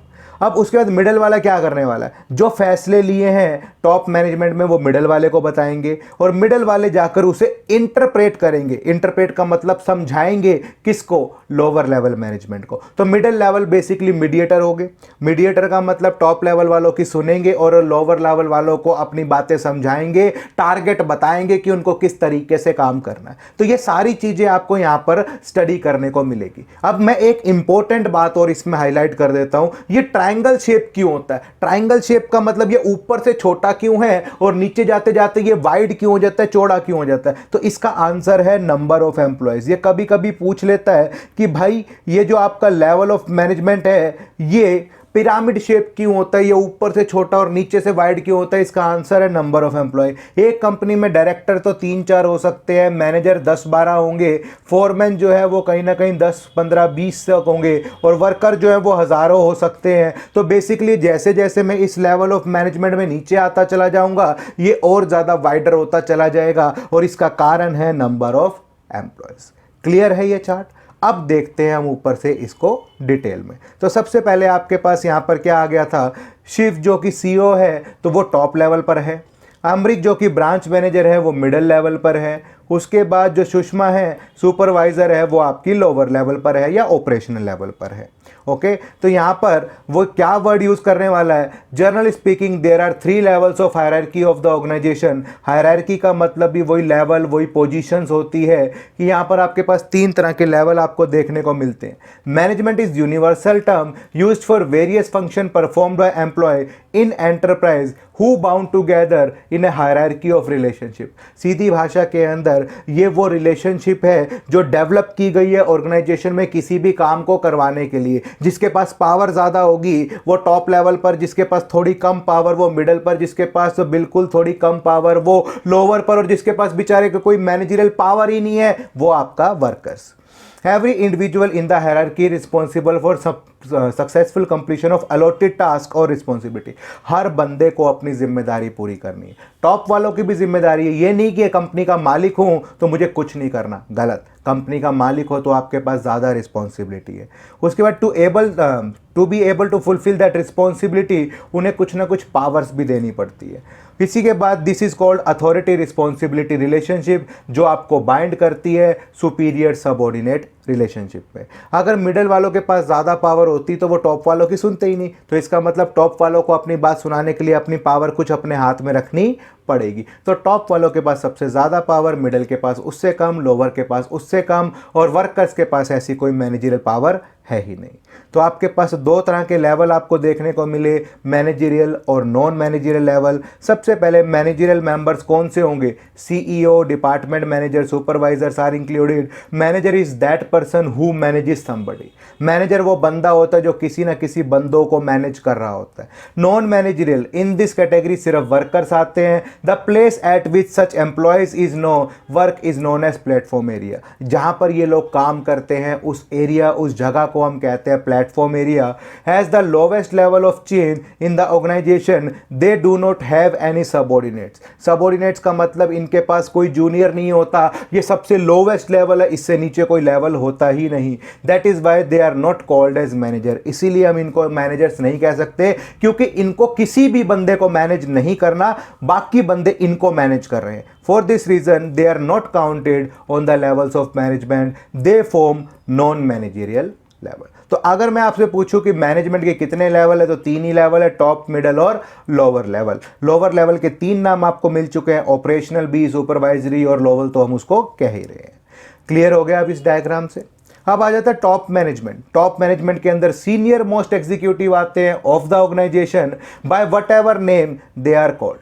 The job of top level manager is complex and stressful. इनकी सबसे खतरनाक जॉब है, क्योंकि बाहर जो भी एनवायरनमेंट में चेंजेस होंगे सबसे पहले इनको ही डिसीजन लेना है। Demanding long hours and commitment to the organisation. ये दिखाई नहीं देते ऑफिस में बैठ के काम करते हुए, लेकिन 24 घंटे इनको टेंशन रहेगी कि हमें कैसे सर्वाइव करना है, अपनी ऑर्गेनाइजेशन को आगे कैसे लेकर जाना है। तो chairman, board of director, president, vice president, CFO, CEO, chief operating officer, general manager, managing director, ये सब इसी लेवल पर आते हैं।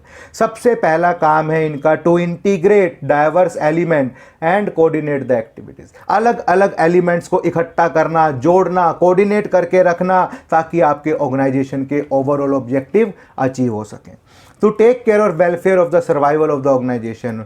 कंपनी का वेलफेयर, कंपनी का सर्वाइवल इंश्योर करना भी इनकी जिम्मेदारी है। ये बिजनेस एनवायरनमेंट को, बाहर के एनवायरनमेंट को स्कैन करते हैं, बाहर जो भी चेंजेस होते हैं उसको स्कैन करते हैं। Impact its implication on survival of the organisation. बाहर के एनवायरनमेंट में क्या चेंज हुआ, ये कैसे आपके ऑर्गेनाइजेशन के ऊपर प्रभाव डालेगा, ये आपको फ़ायदा पहुंचाएगा या नुकसान पहुंचाएगा, ये सारी चीज़ें आपको यहाँ पर चेकआउट करनी होती है। They formulate overall goals and strategies of the organisation. ये कंपनी की स्ट्रेटजीज फॉर्मुलेट करते हैं, ये गोल्स फॉर्मुलेट करते हैं। The take the responsibility of all activities of the business and its impact on the society. और कहीं ना कहीं ये एक्टिविटीज़ जो करनी चाहिए एक बिजनेस को, उसको तैयार करते हैं, उसको शुरू करते हैं, और उसी के हिसाब से ही सारी चीज़ें यहाँ पर करते हैं। क्लियर हो गया। इसके बाद middle management. Middle management is the link between top level and lower level managers.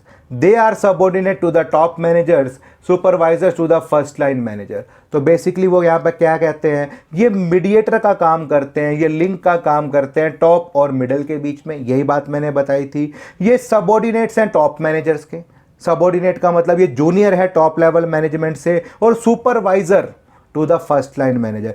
First line manager कौन से हुए, फर्स्ट लाइन मैनेजर आपके लोअर लेवल मैनेजर्स हुए। तो production manager, finance manager, marketing manager, HR manager, operational manager, divisional manager, regional manager और plant superintendent, ये सब इसी लेवल पर आपको यहाँ पर देखने को मिलते हैं। Middle management is responsible for implementing and controlling the plans and strategy developed by the top management. इनका बेसिकली एक ही ऑब्जेक्टिव है, और वो एक ऑब्जेक्टिव क्या है कि आपको जो प्लान्स बनाए गए हैं टॉप लेवल के द्वारा उसे इंप्लीमेंट करना, उसे लागू करना, उसे अप्लाई करना, उसे बेस्ट से बेस्ट सक्सेसफुल करवा के दिखाना। At the same time they are responsible for the activities of first line manager, और ये कहीं ना कहीं रिस्पॉन्सिबल हैं फर्स्ट लाइन मैनेजर्स की एक्टिविटीज के। तो सबसे पहले इनका काम है इंटरप्रेट द पॉलिसीज। मैंने कहा ना कि जो टॉप लेवल वाले इनको आदेश देंगे वो समझाएंगे ये फर्स्ट लाइन मैनेजर्स को, लोअर लेवल मैनेजर्स को। Ensure that department has necessary personnel. Personnel का मतलब आप यहां पर लिख सकते हो वर्कफोर्स। तो ये एंश्योर करते हैं कि जिस डिपार्टमेंट में जितने बंदे होने चाहिए काम करने के लिए उतने बंदे हैं या नहीं। To assign necessary duties and responsibility to the subordinate. किसको क्या काम करना है, किसकी क्या जिम्मेदारी है, ये लुक आफ्टर करते हैं। ये एम्प्लॉयज़ को मोटिवेट भी करते हैं ताकि जो ऑब्जेक्टिव आपने सेट किया था वो आप अचीव कर सको। To cooperate with other department, और ये बाकी सारे डिपार्टमेंट के साथ मिलजुल कर काम करने की कोशिश करते हैं ताकि आप ज़्यादा से ज़्यादा इफेक्टिव काम कर सको, एफिशिएंट काम कर सको, आपके जो भी टारगेट है वो टाइम पर अचीव हो सके। उसके बाद सुपरवाइजरी और operational management, lower level management आ गया। It is the last link of hierarchy, last level है। Authority and responsibility of supervise manager is limited. यहाँ पर इन ठेकेदारों की, इस सुपरवाइजर फोरमैन की जो रिस्पॉन्सिबिलिटीज़ होती है, जो पावर होती है, वो लिमिटेड होती है, वो प्लान के हिसाब से होती है। तो फोरमैन, सुपरवाइजर, सुपरिटेंडेंट, क्लर्क्स, सब department executive, first line managers, तो ये सब इनके नाम हैं। उसके बाद the quality of workmanship and the quantity of output depends upon the hard work and discipline and loyalty of the workers. इनका फंक्शंस की बात करें तो सबसे पहले to oversee the effort of actual workforce. यही वो बंदे हैं जो प्लेटफॉर्म एरिया के साथ डायरेक्ट लिंक में रहते हैं और यही कोशिश करते हैं कि वर्कफोर्स के साथ तालमेल बनाकर रखें, उन्हें प्रॉपरली गाइड करें। To interact with actual workforce, pass on the instruction of middle management to the worker. तो मिडल मैनेजमेंट जो आदेश देती है उनको वर्कर तक पहुंचाने का काम भी इनका है, उनको समझाने का काम भी इनका है, इंटरेक्ट करने का काम भी इनका है, quality of output, quantity of output, her cheese maintain करने का काम इनका है, सेफ्टी स्टैंडर्ड्स को भी मेज़र करने का काम भी इनका ही है। क्लियर है यहाँ तक? कोई डाउट हो तो एक बार इसे दोबारा देखो, और अगर नहीं है तो मुझे कमेंट करो, मैं आपको आगे बता दूंगा। इसके बाद आपके पास आ जाता है functions of management. Function of management का मतलब क्या है कि एक मैनेजमेंट के क्या क्या काम है। तो एक मैनेजमेंट के आपके 5 ही काम है। प्लान करना, ऑर्गेनाइज मतलब चीज़ों को इकट्ठा करना, स्टाफिंग मतलब स्टाफ को लगाना, डायरेक्टिंग मतलब उनको डायरेक्शन देना, रास्ता दिखाना, और आखिरी में चीज़ों को कंट्रोल करना। ये सारे के सारे चैप्टर्स हम डिटेल में भी पढ़ने वाले हैं, तो इसीलिए हम यहाँ पर इसे थोड़ी सी सिर्फ समरी देंगे ताकि कहीं पर भी ये नाम यूज़ हो तो आपको कोई दिक्कत ना आए। तो सबसे पहले आपके पास आ जाता है प्लान करना। नाम से ही पता लग रहा है मैं पहले से ही चीज़ों को डिसाइड कर लेता हूँ। मैं काम करने से पहले जब चीज़ों को सोच लेता हूँ, that is called planning. It refers to determine in advance what to be done and who is to do it. क्या करना है, कैसे करना है, कौन ये काम करेगा, ये सारी चीज़ें मैं पहले से ही डिसाइड कर लेता हूँ, तब वो बन जाता है आपका planning. This implies setting goals in advance. ये इम्प्लाई करता है गोल्स इन एडवांस सेट करने में। Developing a way of achieving them, किस तरीके से उन चीज़ों को अचीव करना है, एफिशिएंटली कैसे और इफ़ेक्टिवली कैसे, यानी कम से कम कॉस्ट में, कम से कम टाइम में हमें अपने सारे के सारे काम को अचीव करना है, ये मैं पहले से ही सोच लेता हूँ। Planning can not prevent problem. Plan आपको मुसीबत से बचा नहीं सकता, आपको मुसीबत से फेस करने में हिम्मत दे सकता है, आइडिया दे सकता है, लेकिन मुसीबत को ख़त्म नहीं कर सकता। But it can predict them, prepare contingency plan and deal with them if and when they occur. तो मैंने आपसे क्या कहा, अगर आपको पता लग जाए कि भाई आने वाले टाइम में सपोज लॉकडाउन लगने वाला है, तो आप पहले से ही तैयारियां कर सकते हो। आप लॉकडाउन लगने से रोक नहीं सकते, तो ये सारी चीज़ें आपको प्रिपेयर करने में हेल्प करती है। ये आपके रिस्क को कम कर सकती है, लेकिन रिस्क को ज़ीरो नहीं कर सकती। दूसरा फंक्शन आपके पास आ जाता है ऑर्गेनाइजेशन। ऑर्गेनाइजेशन को याद रखना या ऑर्गेनाइजिंग को याद रखना कि स्ट्रक्चर डिफाइन करना। स्ट्रक्चर डिफाइन करने का मतलब है कैसे काम करना है, किस लेवल पर कितने बंदे काम करेंगे, ये सब चीज़ें। तो it assigning duties, assigning duties का मतलब किसको क्या काम देना है।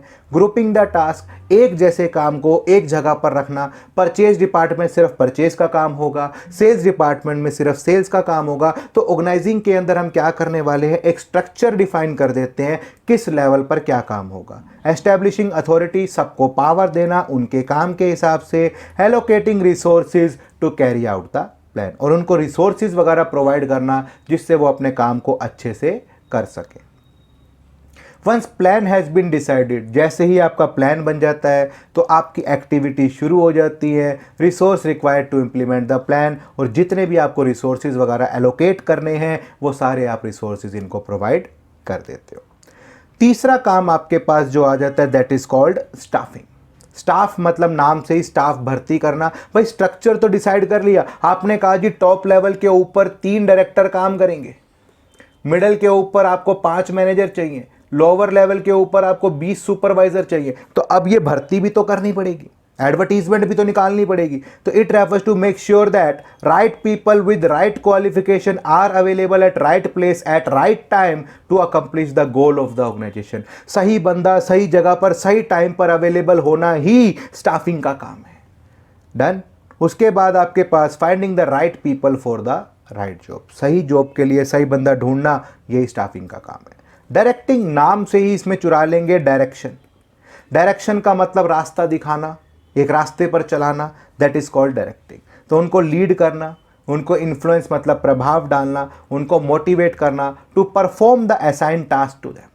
अब वर्कर्स अलग अलग जगह से आते हैं, अलग अलग दिशाओं से आते हैं, अलग अलग कल्चर से आते हैं, अलग अलग रिलीजन से आते हैं। सब एक दूसरे के साथ मिलकर काम करना नहीं चाहते, और नहीं चाहते तो एक मैनेजर की जिम्मेदारी क्या है, उनको इकट्ठा रखना, एक साथ जोड़कर चलाना, ताकि हम अपने ऑर्गेनाइजेशन के गोल्स को अचीव कर सकें। तो इसके 4 कंपोनेंट हैं, मोटिवेशन, लीडरशिप, कम्युनिकेशन और सुपरविजन। ये आगे हम डिटेल में पढ़ेंगे, अभी सिर्फ हमें डायरेक्शन का मतलब एक रास्ता दिखाना जिससे हम सबको एक साथ लेकर चल रहे हैं। इसके बाद अभी आपको डिटेल पढ़ने की कोई ज़रूरत नहीं है, जब हम चैप्टर्स करेंगे तब आप इसको डिटेल में पढ़ेंगे। फिर भी मोटिवेशन को मैं आपको बता देता हूँ, मोटिवेट करना। लीडरशिप आपको लीड करता है, लीडर की तरह फॉलो करवाता है आपसे। कम्युनिकेशन का मतलब बातचीत करना, और सुपरविजन का मतलब उनके ऊपर नज़र रखना, यही इसका काम है। क्लियर। इसके बाद आपके पास आ जाता है कंट्रोलिंग। कंट्रोलिंग का मतलब है चीज़ों को कंट्रोल करना, अपने एक्चुअल रिजल्ट को डिज़ायर रिजल्ट के नज़दीक लेकर आना, यही कंट्रोलिंग है। एग्जाम्पल के तौर पे मैं 95% मार्क्स लेना चाहता हूँ 12th में, that is my desire result, लेना चाहता हूँ। और अभी प्री बोर्ड मान लो या फर्स्ट टर्म मान लो मेरे 80% मार्क्स आए, तो कितने का गैप हो गया, 15% का गैप हो गया। तो कंट्रोलिंग क्या करेगा, इस 15% के गैप को कम करने की कोशिश करेगा, that is called controlling. It refers to monitor organizational performance towards attainment of organizational goal. तो मैं हमेशा नजर रखता हूं मेरी परफॉर्मेंस क्या चल रही है और मेरी परफॉर्मेंस क्या होनी चाहिए थी। तो एस्टैब्लिश स्टैंडर्ड ऑफ परफॉर्मेंस, सबसे पहले मैं एक स्टैंडर्ड सेट करता हूं। मैंने स्टैंडर्ड सेट कर लिया 95%। अब मैं अपनी करंट परफॉर्मेंस को मेजर कर रहा हूं। मैं मेजर कर लिया भैया 80% आए हैं फर्स्ट टर्म में। कंपैरिजन करता हूं, कंपेयर करता हूं कितनी गड़बड़ है और ये 15% की गड़बड़ कैसे दूर होगी। मुझे सपोज राइटिंग स्किल्स ज़्यादा इंप्रूव करनी है, मुझे थ्योरी ज़्यादा पढ़नी है, मुझे लिख कर ज़्यादा देखना है, मुझे नोट्स बनाने पड़ेंगे। Taking corrective action when deviation is. तो अगर 1-2% की डेविएशन होती तो कोई दिक्कत नहीं थी, ज़्यादा डेविएशन है तो मुझे करेक्टिव एक्शन लेने पड़ेंगे। यही है आपकी कंट्रोलिंग। इसके बाद आपके पास कुछ केस स्टडीज आ जाती हैं, ये आप ट्राई करना। अगर आपको लगे कोई दिक्कत आ रही है तो आप मुझे कमेंट कर सकते हो। इसके बाद आपके पास आ जाता है बहुत ही important topic, coordination concept and its important. Coordination को मैं एसेंस ऑफ मैनेजमेंट भी कहता हूँ। मैनेजमेंट में सबसे इंपॉर्टेंट चीज यही है, it is not a function, ये फंक्शन नहीं है, it is a binding force.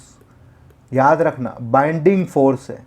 Binding force का मतलब ये एक धागा है, ये एक थ्रेड है जो बाकी सारे फंक्शंस को जोड़ कर रखे है। डन। तो बेसिकली जैसे हम फूलों की माला देखते हैं, उस माला में सारे फूल अलग अलग हैं, लेकिन एक वो जो धागा है वो सारे फूल को एक साथ जोड़ कर रखता है, दैट इज कॉल्ड कोऑर्डिनेशन। अगर ये कोऑर्डिनेशन नहीं होता, वो धागा नहीं होता उस फूल वाली माला में, तो सारी की सारी चीजें इधर उधर बिखर जाती। तो इसीलिए हमने कोऑर्डिनेशन को कोई फंक्शन नहीं बनाया। इन फंक्शंस को जोड़ने के लिए, इन 5 फंक्शंस को जोड़ने के लिए जो धागा है, दैट इज कॉल्ड कोऑर्डिनेशन।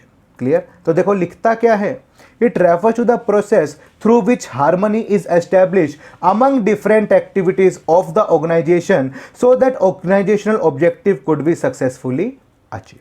तो सीधी भाषा में ये हार्मनी एस्टैब्लिश करता है, शांति बनाए रखता है, ताकि सारे के सारे ऑर्गेनाइजेशनल ऑब्जेक्टिव एक दूसरे के साथ मिलकर काम करें। और जब सब मिलकर काम करेंगे तो 2 और 2 4 की जगह 5 भी हो सकता है। 4 लोग मिलकर वो काम कर सकते हैं जो 5 बंदे कर सकते थे। तो बेसिकली कोऑर्डिनेशन में वो ताकत है जो पॉसिबल को भी पॉसिबल कर सकता है। तो लिखता है, as we know that every manager has to perform 5 interrelated function: planning, organizing, staffing, directing or controlling, and every organization is a system made up of different interlinked and interrelated subsystem। आपको पता है कि भाई एक manager को ये 5 काम तो करने ही करने हैं, और उसके बाद एक कंपनी में कई सारी चीज़ों से मिलकर एक कंपनी बनती है, और ये कंपनी जब बनती है तभी आपको हेल्प मिलती है चीज़ों को सॉर्ट करने की। तो what does manager do? A manager has to link the diverse group. एक मैनेजर का क्या काम है? एक मैनेजर का काम है इन सारे अलग अलग ग्रुप को जोड़ कर रखना, ताकि आप कॉमन गोल्स अचीव कर सको। तो a process by which manager synchronise का मतलब सिंक करना, जोड़ना, एक सीक्वेंस में लगाना the activities of different department of the organisation is known as coordination. Clear है मेरी बात? देखो हमने क्या क्या उसको वर्ड यूज किया। बाइंडिंग फोर्स है, कॉमन थ्रेड एक धागा है, रैपर्ट का मतलब कोऑर्डिनेशन जो है वो एक मिलजुल कर काम करने वाली चीज़ है, चीज़ों को सिंक करना भी कोऑर्डिनेशन का ही काम है। तो कोऑर्डिनेशन की डेफिनेशन क्या बनी? हम ये वाली डेफिनेशन लिख कर आएंगे। It refers to the process through which harmony is establish among different activities so that organisational objective can be successfully achieve. तो कोऑर्डिनेशन का एक ही ऑब्जेक्टिव है, चीज़ों के बीच में हार्मनी बनाए रखना, शांति बनाए रखना, सिंक्रोनाइजेशन बनाए रखना, ताकि आप सारी एक्टिविटीज़ को अच्छे से परफॉर्म कर सको। क्लियर है मेरी बात? Coordination is the essence of management. Coordination जो है वो एसेंस है मैनेजमेंट का। Coordination is sometimes considered as a separate function, but in reality ये एसेंस है, ये फंक्शन नहीं है for achieving harmony among individual efforts. Each manager is an exercise contributing individually to coordination. हर मैनेजर की जिम्मेदारी है कोऑर्डिनेशन से काम करवाना, मिलजुल कर काम करना। अगर वो मिलजुल कर काम नहीं करेंगे तो क्या होगा? वो कभी भी अच्छे से अपने टारगेट को अचीव नहीं कर पाएंगे। It means that manager diligently perform all manager function, he और she remains busy in establishing the coordination. तो इनका काम ही ये है कि वो डेली चीज़ों को कोऑर्डिनेट करने की कोशिश करें, चीज़ों में तालमेल बनाने की कोशिश करें, और एक मैनेजर का मेन और इंपॉर्टेंट काम भी यही है। क्या कोऑर्डिनेशन एक सेपरेट फंक्शन है? An important question arise or not to be recognized as 6 function of the management. Some expert consider as separate function. However, some other areas view it is not a separate function. It is like a thread in garland. Garland का मतलब है फूलों की माला। तो वो कहता है कि भैया ये थ्रेड है जो 5 फंक्शन को जोड़कर रखता है, ये कोई अलग से फंक्शन नहीं है, इसके बिना आपका कोई भी फंक्शन पूरा नहीं हो सकता, इसलिए हम इसे थ्रेड की तरह, बाइंडिंग फोर्स की तरह मानकर चलते हैं। तो इसीलिए इसने कोऑर्डिनेशन को हर एक के साथ जोड़ दिया। कह रहा है बिना कोऑर्डिनेशन के कोई फंक्शन हो ही नहीं सकता। तो लिखता है the process of coordinating the activities begins with planning stage. Coordination planning stage से शुरू हो जाता है। चीज़ों को प्लान कैसे करना है, पहले क्या काम होगा, बाद में क्या काम होगा, ये सारी चीज़ें आपको प्लानिंग के साथ कोऑर्डिनेट करनी पड़ती है। ऐसी जब आप चीज़ें इकट्ठी कर रहे हो तब भी आपको ये सारी चीज़ें सोचनी पड़ती है। जब भी आप स्ट्रक्चर बना रहे हो, जब भी आप कोऑर्डिनेशन का ध्यान रखते हो, किस लेवल पर कौन सा बंदा होगा, वो कैसे दूसरों से काम कराएगा। जब भी आप कोई पोस्ट क्रिएट करते हो तो सही बंदा सही जगह पर लगाना है, मिलजुल कर काम करवाना है तो कोऑर्डिनेशन आ गया। सबको एक साथ लेकर चलना है तो भी कोऑर्डिनेशन आ गया। चीज़ों को कंट्रोल करना है, उसके बाद एक्चुअल रिजल्ट को मेज़र कराना है। फिर लोगों को जो हम काम अच्छे से नहीं कर रहे थे उन्हें भी कोऑर्डिनेट कराना है। ये सारी चीज़ें आपकी कोऑर्डिनेशन के बिना पॉसिबल नहीं। तो लिखता है coordination is needed at all levels. ये हर लेवल पर ज़रूरी है, इसके बिना तो कोई काम हो ही नहीं सकता। तो यहाँ पर आपने ये तो फिक्स कर दिया कि कोऑर्डिनेशन जो है वो हर लेवल पर ज़रूरी है ही है। इसके बाद आपके पास आ जाता है coordination is the responsibility of all managers. तो लिखता है coordination is needed at all levels of management due to independent nature of the activities. It integrates the efforts of different department and different levels. तो इसका काम ही चीज़ों को जोड़ना है, लेवल को मिक्स करना है ताकि हम चीज़ों को मिलजुल कर कर सके। कोई भी फंक्शन अलग से न रह जाए, कोई भी चीज़ सेपरेट ना रह जाए। Coordination is the responsibility of all manager. सारे मैनेजर्स की रिस्पॉन्सिबिलिटी है। Top management needs to coordinate with subordinate. Top management company के मालिकों को भी कोऑर्डिनेशन करना पड़ता है जूनियर्स के साथ। अगर वो जूनियर के साथ तालमेल नहीं बिठाएंगे तो काम भी कभी अच्छा नहीं होगा। It ensure overall policies for the organisation are duly carried out. Middle managements को तो दोनों के साथ ही कोऑर्डिनेट करना पड़ता है। कहीं ना कहीं टॉप लेवल वाले से सुनना पड़ता है और लोअर लेवल वालों को सुनाना पड़ता है। दोनों के बीच में कोऑर्डिनेशन करना पड़ता है। ऑपरेशनल वाले भी किसके साथ कोऑर्डिनेट करते हैं, लोअर लेवल वाले किसके साथ कोऑर्डिनेट करेंगे, वर्कर्स के साथ, प्लेटफॉर्म एरिया के साथ, क्योंकि उन्हें भाईचारे से काम करवाना है। तो activities of worker to ensure the work is proceed as per. Clear हो गया मेरी बात? तो हर लेवल पर जरूरी है, हर डिपार्टमेंट की जिम्मेदारी है, हर मैनेजर की जिम्मेदारी है। कैरेक्टरिस्टिक्स की बात करें तो सबसे इंपॉर्टेंट चीज है coordination integrates group effort. Integrates का मतलब फिर से वही, चीजों को जोड़ने का काम करता है। ये ग्रुप एफर्ट्स में एक बाइंडिंग फोर्स लेकर आता है, एक ताकत लेकर आता है। इट यूनिफाइड अनरिलेटेड और diverse interest into purposeful work activity. तो ये डाइवर्स इंटरेस्ट, हर बंदे जो काम करने आया है उस सब का इंटरेस्ट अलग अलग है, लेकिन फिर भी वो यहाँ पर क्या करने की कोशिश कर रहा है, वो एक दूसरे के साथ मिलजुल कर काम करने की कोशिश कर रहा है। It gives a common focus to the group effort. ये कहीं ना कहीं ग्रुप एफर्ट को कॉमन फोकस देते हैं to ensure that the performance as it required. और जब लोग मिलजुल कर काम करेंगे तभी वो परफॉर्मेंस आएगी जो हमने सोची थी। Coordination ensure unity of action. Unity of action का मतलब action in one direction, action in one direction.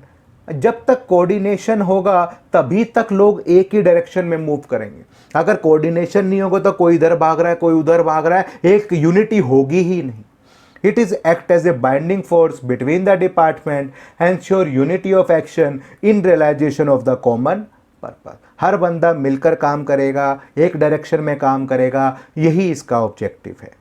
Coordination is a continuous process, लगातार चलता रहता है। ऐसा नहीं है कि आज आपने कोऑर्डिनेशन किया, किसी के साथ मिलजुल कर काम किया तो नेक्स्ट डे आप मिलजुल कर काम नहीं करोगे। आज कोऑर्डिनेशन कर रहे हो, नेक्स्ट डे करोगे, नेक्स्ट साल करोगे, पूरे साल भर ये चलता ही रहेगा।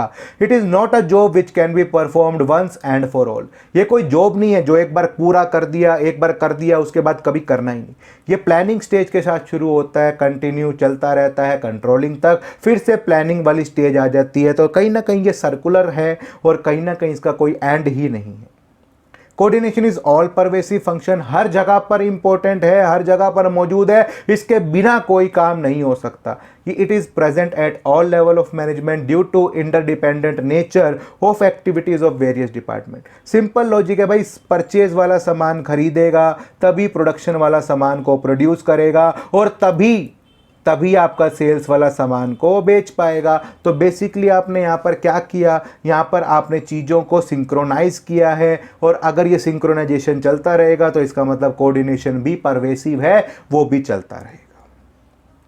कोऑर्डिनेशन रिस्पॉन्सिबिलिटी है ऑल मैनेजर्स की। ऐसा नहीं है कि सिर्फ टॉप लेवल वाले कोऑर्डिनेशन फॉलो करेंगे, बाकी किसी को कोऑर्डिनेशन फॉलो करने की ज़रूरत नहीं है। एक बंदा अगर कोऑर्डिनेशन कर रहा है तो हर एक बंदे को कोऑर्डिनेशन करना ही पड़ेगा। टॉप लेवल को भी कोऑर्डिनेट करना पड़ता है, मिडिल लेवल को टॉप और फर्स्ट वाले लाइन मैनेजर से, और ऑपरेशन वालों को वर्कर्स के साथ कोऑर्डिनेट तो करना ही पड़ता है। It is a deliberate function. Coordination को ये अपने आप करना नहीं चाहता, ये आपको डेली बार बार समझाना पड़ता है। जैसे स्टूडेंट्स को टीचर को कहना पड़ता है भैया पढ़ लो एग्जाम्स आगे, पढ़ लो एग्जाम आगे। ऐसा नहीं है कि स्टूडेंट को नहीं पता कि एग्जाम्स आ रहे हैं, सिर्फ 4 ही महीने बाकी हैं, लेकिन फिर भी टीचर को डेली उन्हें समझाना पड़ता है। तो it is a deliberate function. ये अपने आप नहीं आती कोऑर्डिनेशन, ये लानी पड़ती है, और ये जिम्मेदारी है मैनेजर्स की। Every members where department is willingly cooperate and work, coordination give direction that willing spirit। बंदा मिलजुल कर काम करने की बात तो करता ही है, लेकिन कोऑर्डिनेशन उसे वो ताकत देता है जो एक डायरेक्शन में इन सब चीज़ों को आगे लेकर जाता है। कोऑर्डिनेशन और कोऑपरेशन में डिफरेंस आ गया। तो अगर मैं बात करूं तो कोऑर्डिनेशन तो काम करने की एक सीक्वेंस होगी, तरीका होके। कोऑपरेशन को मैं लिखता हूं सीधी भाषा में भाईचारा। डन हो गया। भाईचारा मतलब आज मैं हूं और मेरा दोस्त है, उसके बीच में एक पर्सनल अटेंशन है, दोस्त है। इम्पर्सनल मतलब भाई भाईचारा है, तो मैं उससे कोई काम कहता हूं वो कर देता है। तो कोऑर्डिनेशन और कोऑपरेशन में बहुत ज़्यादा फर्क है। Cooperation refers to the desire to work collectively. तो मैं अपने दोस्त के साथ मिलकर काम करना चाहता हूँ, दोस्त के साथ मिलकर घूमना चाहता हूँ, that is called collectively. It organise effortlessly, ये अपने आप हो जाता है। ठीक है, अब मैं क्लास में गया, मैंने 4-5 दोस्त बना लिए, मैं उन्हीं के साथ सारे दिन टाइम स्पेंड करता हूँ, दैट इज़ कॉल्ड कोऑपरेशन। कोई टीचर काम कहती है, मैं उसके साथ मिलकर कर देता हूँ, बिना किसी रुकावट के, बिना किसी गाइडेंस के। Cooperation in the absence of coordination में लीड टू वेस्ट एफर्ट। लेकिन कोऑपरेशन है, भाईचारा है, मैं मस्ती कर रहा हूँ, मेरे पास कोई डायरेक्शन, कोई रास्ता नहीं है कि किस रास्ते पर मुझे काम करना चाहिए, तो कोऑपरेशन किसी काम का नहीं है, वो वेस्टफुल एफर्ट्स है। हम कितना ही मेहनत कर लें, हम किसी रिजल्ट पर नहीं पहुँचेंगे। Coordination without cooperation may lead to dissatisfaction among employees. अब ये बहुत इंपॉर्टेंट लाइन है। आज मेरी टीचर ने मुझे काम दे दिया, एक मैं हूँ और एक मेरा कोई बंदा जिसके साथ मैं काम करना नहीं चाहता, जिसे मैं पसंद नहीं करता, उसने टीचर ने वो मुझे ग्रुप में डाल दिया उस बंदे को। अब मैं उसके साथ मिलकर काम तो कर रहा हूँ, लेकिन मेरी पर्सनल फीलिंग नहीं है उसके साथ काम करने की। लॉजिक समझ में आया? दोस्त के साथ टीचर मुझे ग्रुप में डालती, मुझे एक असाइनमेंट देती और मैं और मेरा दोस्त मिलकर काम करते, फट से कर देते। लेकिन टीचर ने 2 बंदे डाल दिए ग्रुप में, एक मैं और एक वो जिसको मैं पसंद नहीं करता। अब मैं मजबूरी में टीचर ने कहा है असाइनमेंट देनी पड़ेगी, मैं मजबूरी में काम कर रहा हूँ, मैं कर भी दूंगा, लेकिन मेरे पास वो सेटिस्फैक्शन नहीं होगी, तो मैं बिना मन के काम करूंगा। तो कोऑर्डिनेशन विदाउट कोऑपरेशन काम तो हो जाएगा, लेकिन डिससेटिस्फैक्शन बहुत ज़्यादा हो सकती है। क्लियर है मेरी बात? अब इंपॉर्टेंस ऑफ कोऑर्डिनेशन, वे पूछते हैं कि भैया कोऑर्डिनेशन क्यों चाहिए, क्यों चाहिए, क्यों चाहिए? कोऑर्डिनेशन चाहिए बिल्कुल। अगर आपकी कंपनी बड़ी होगी, भाई 4-5 एम्प्लॉयज़ काम कर रहे हैं, उन्हें मैनेज करना आसान है, लेकिन 500 बंदे काम कर रहे हैं, लगेगा नहीं कोऑर्डिनेशन ज़्यादा? तो यही बात वो यहाँ लिखता है। ग्रोथ इन साइज, वो लिखता है कि आपको क्या ज़रूरत है कोऑर्डिनेशन की। अगर कंपनी बड़ी होगी, 1000-2000 बंदे काम कर रहे होंगे, तो कोऑर्डिनेशन की ज़रूरत भी ज़्यादा पड़ेगी। As enterprise growth in size, number of people employed will also increase. To maintain the efficiency of the enterprise, it is important to integrate the effort of the people through coordination। तो इनको आपको जोड़ना बहुत ही ज़्यादा ज़रूरी है। दूसरा है फंक्शनल डिफरेंशिएशन। अगर किसी कंपनी के अंदर काम बहुत ज़्यादा होगा, अलग अलग फंक्शंस होंगे, भाई परचेज का काम भी करती है, प्रोडक्शन का काम भी करती है, सेल्स का काम भी है, फाइनेंस का काम भी है, एचआर का काम भी है, उसके बाद एडवर्टीजमेंट वगैरह का डिपार्टमेंट भी इन कंपनियों ने खुद खोल रखा है। तो बेसिकली जितने ज़्यादा फंक्शन होंगे, जितनी ज़्यादा टेंशन क्रिएट होगी अलग अलग फंक्शन से, उतना ही ज़्यादा आपको कोऑर्डिनेशन की ज़रूरत है। अगर आपका काम सिर्फ सामान खरीदना है, सिर्फ सामान खरीदना है, तो इतनी कोऑर्डिनेशन नहीं चाहिए। परचेज वाला सामान खरीदेगा, वो प्रोडक्शन वाले को देगा तो सामान बनेगा, प्रोडक्शन वाला सामान बनाएगा तभी तो सेल वाला कुछ बेचेगा। अब इन सब के लिए पैसा चाहिए और फाइनेंस वाला अगर पैसा नहीं देगा तो काम बनेगा ही नहीं। तो इसीलिए जब अलग अलग आपके पास क्या होते हैं फंक्शंस, तो वो एक दूसरे पर इंटरडिपेंडेंट होते हैं और इसीलिए आपको कोऑर्डिनेशन की ज़रूरत ज़्यादा पड़ती है। Function of the organisation are divided into interdependent departments. Division and section have diverse interest. To satisfy the diverse interest of various departments, process of linking their activities is accomplished by coordination. और आपको इन अलग अलग activities को जोड़ना पड़ता है और with the help of coordination. Clear? और स्पेशलाइजेशन, अब कंपनी के अंदर अगर स्पेशलिस्ट ज़्यादा होंगे, अगर कंपनी में बहुत सारे स्पेशलिस्ट काम कर रहे हैं, लाइक सीएस काम कर रहे हैं, लॉयर्स काम कर रहे हैं, से डॉक्टर्स भी काम कर रहे हैं, एक स्पेशलिस्ट दूसरे स्पेशलिस्ट से मिलकर काम करना नहीं चाहता। सीए कभी भी ये नहीं कहेगा कि मैं डॉक्टर्स के साथ मिलकर काम करूंगा, लॉयर्स के साथ मिलकर काम करूंगा। In the modern organisation specialist are employ to fix the complexity of the modern technology. Since usually they are only qualified to evaluate, judge and decide according to their professional criteria, this thinking of specialists lead to conflict among different specialists as well as other in the organization. अब specialist किसी की बात ही नहीं सुनेगा, वो पहले से हवाबाजी के कारण क्या होगा, वो दूसरे वालों को इन्फीरियर समझेगा तो वो दूसरे की बात, दूसरे के आइडियाज, दूसरे के थॉट्स को ये कह सकते हो कि आप रिस्पेक्ट नहीं करेगा। ऐसे में उनको कोऑर्डिनेट करना बहुत ही ज़्यादा मुश्किल हो जाता है। और जब स्पेशलिस्ट ज़्यादा चाहिए होते हैं तो कोऑर्डिनेशन पावर भी ज़्यादा चाहिए होती है। Therefore some coordination is required by independent person to reconcile such type of difference in the opinion. और एक बंदा चाहिए जो इन सब के डिफरेंस को दूर करे और इनको मिलजुल कर एक ही ट्रैक पर काम कराए। यही बहुत इंपॉर्टेंट चीज़ है। क्लियर? यहाँ तक आपका चैप्टर जो है वो फिनिश हो जाता है। इसके बाद अगर कोई डाउट्स हैं तो आप मुझे कमेंट कर सकते हैं, मैं आपके लिए शॉर्ट्स वीडियो में उन प्रॉब्लम्स को सॉल्व करूँगा। Thank you.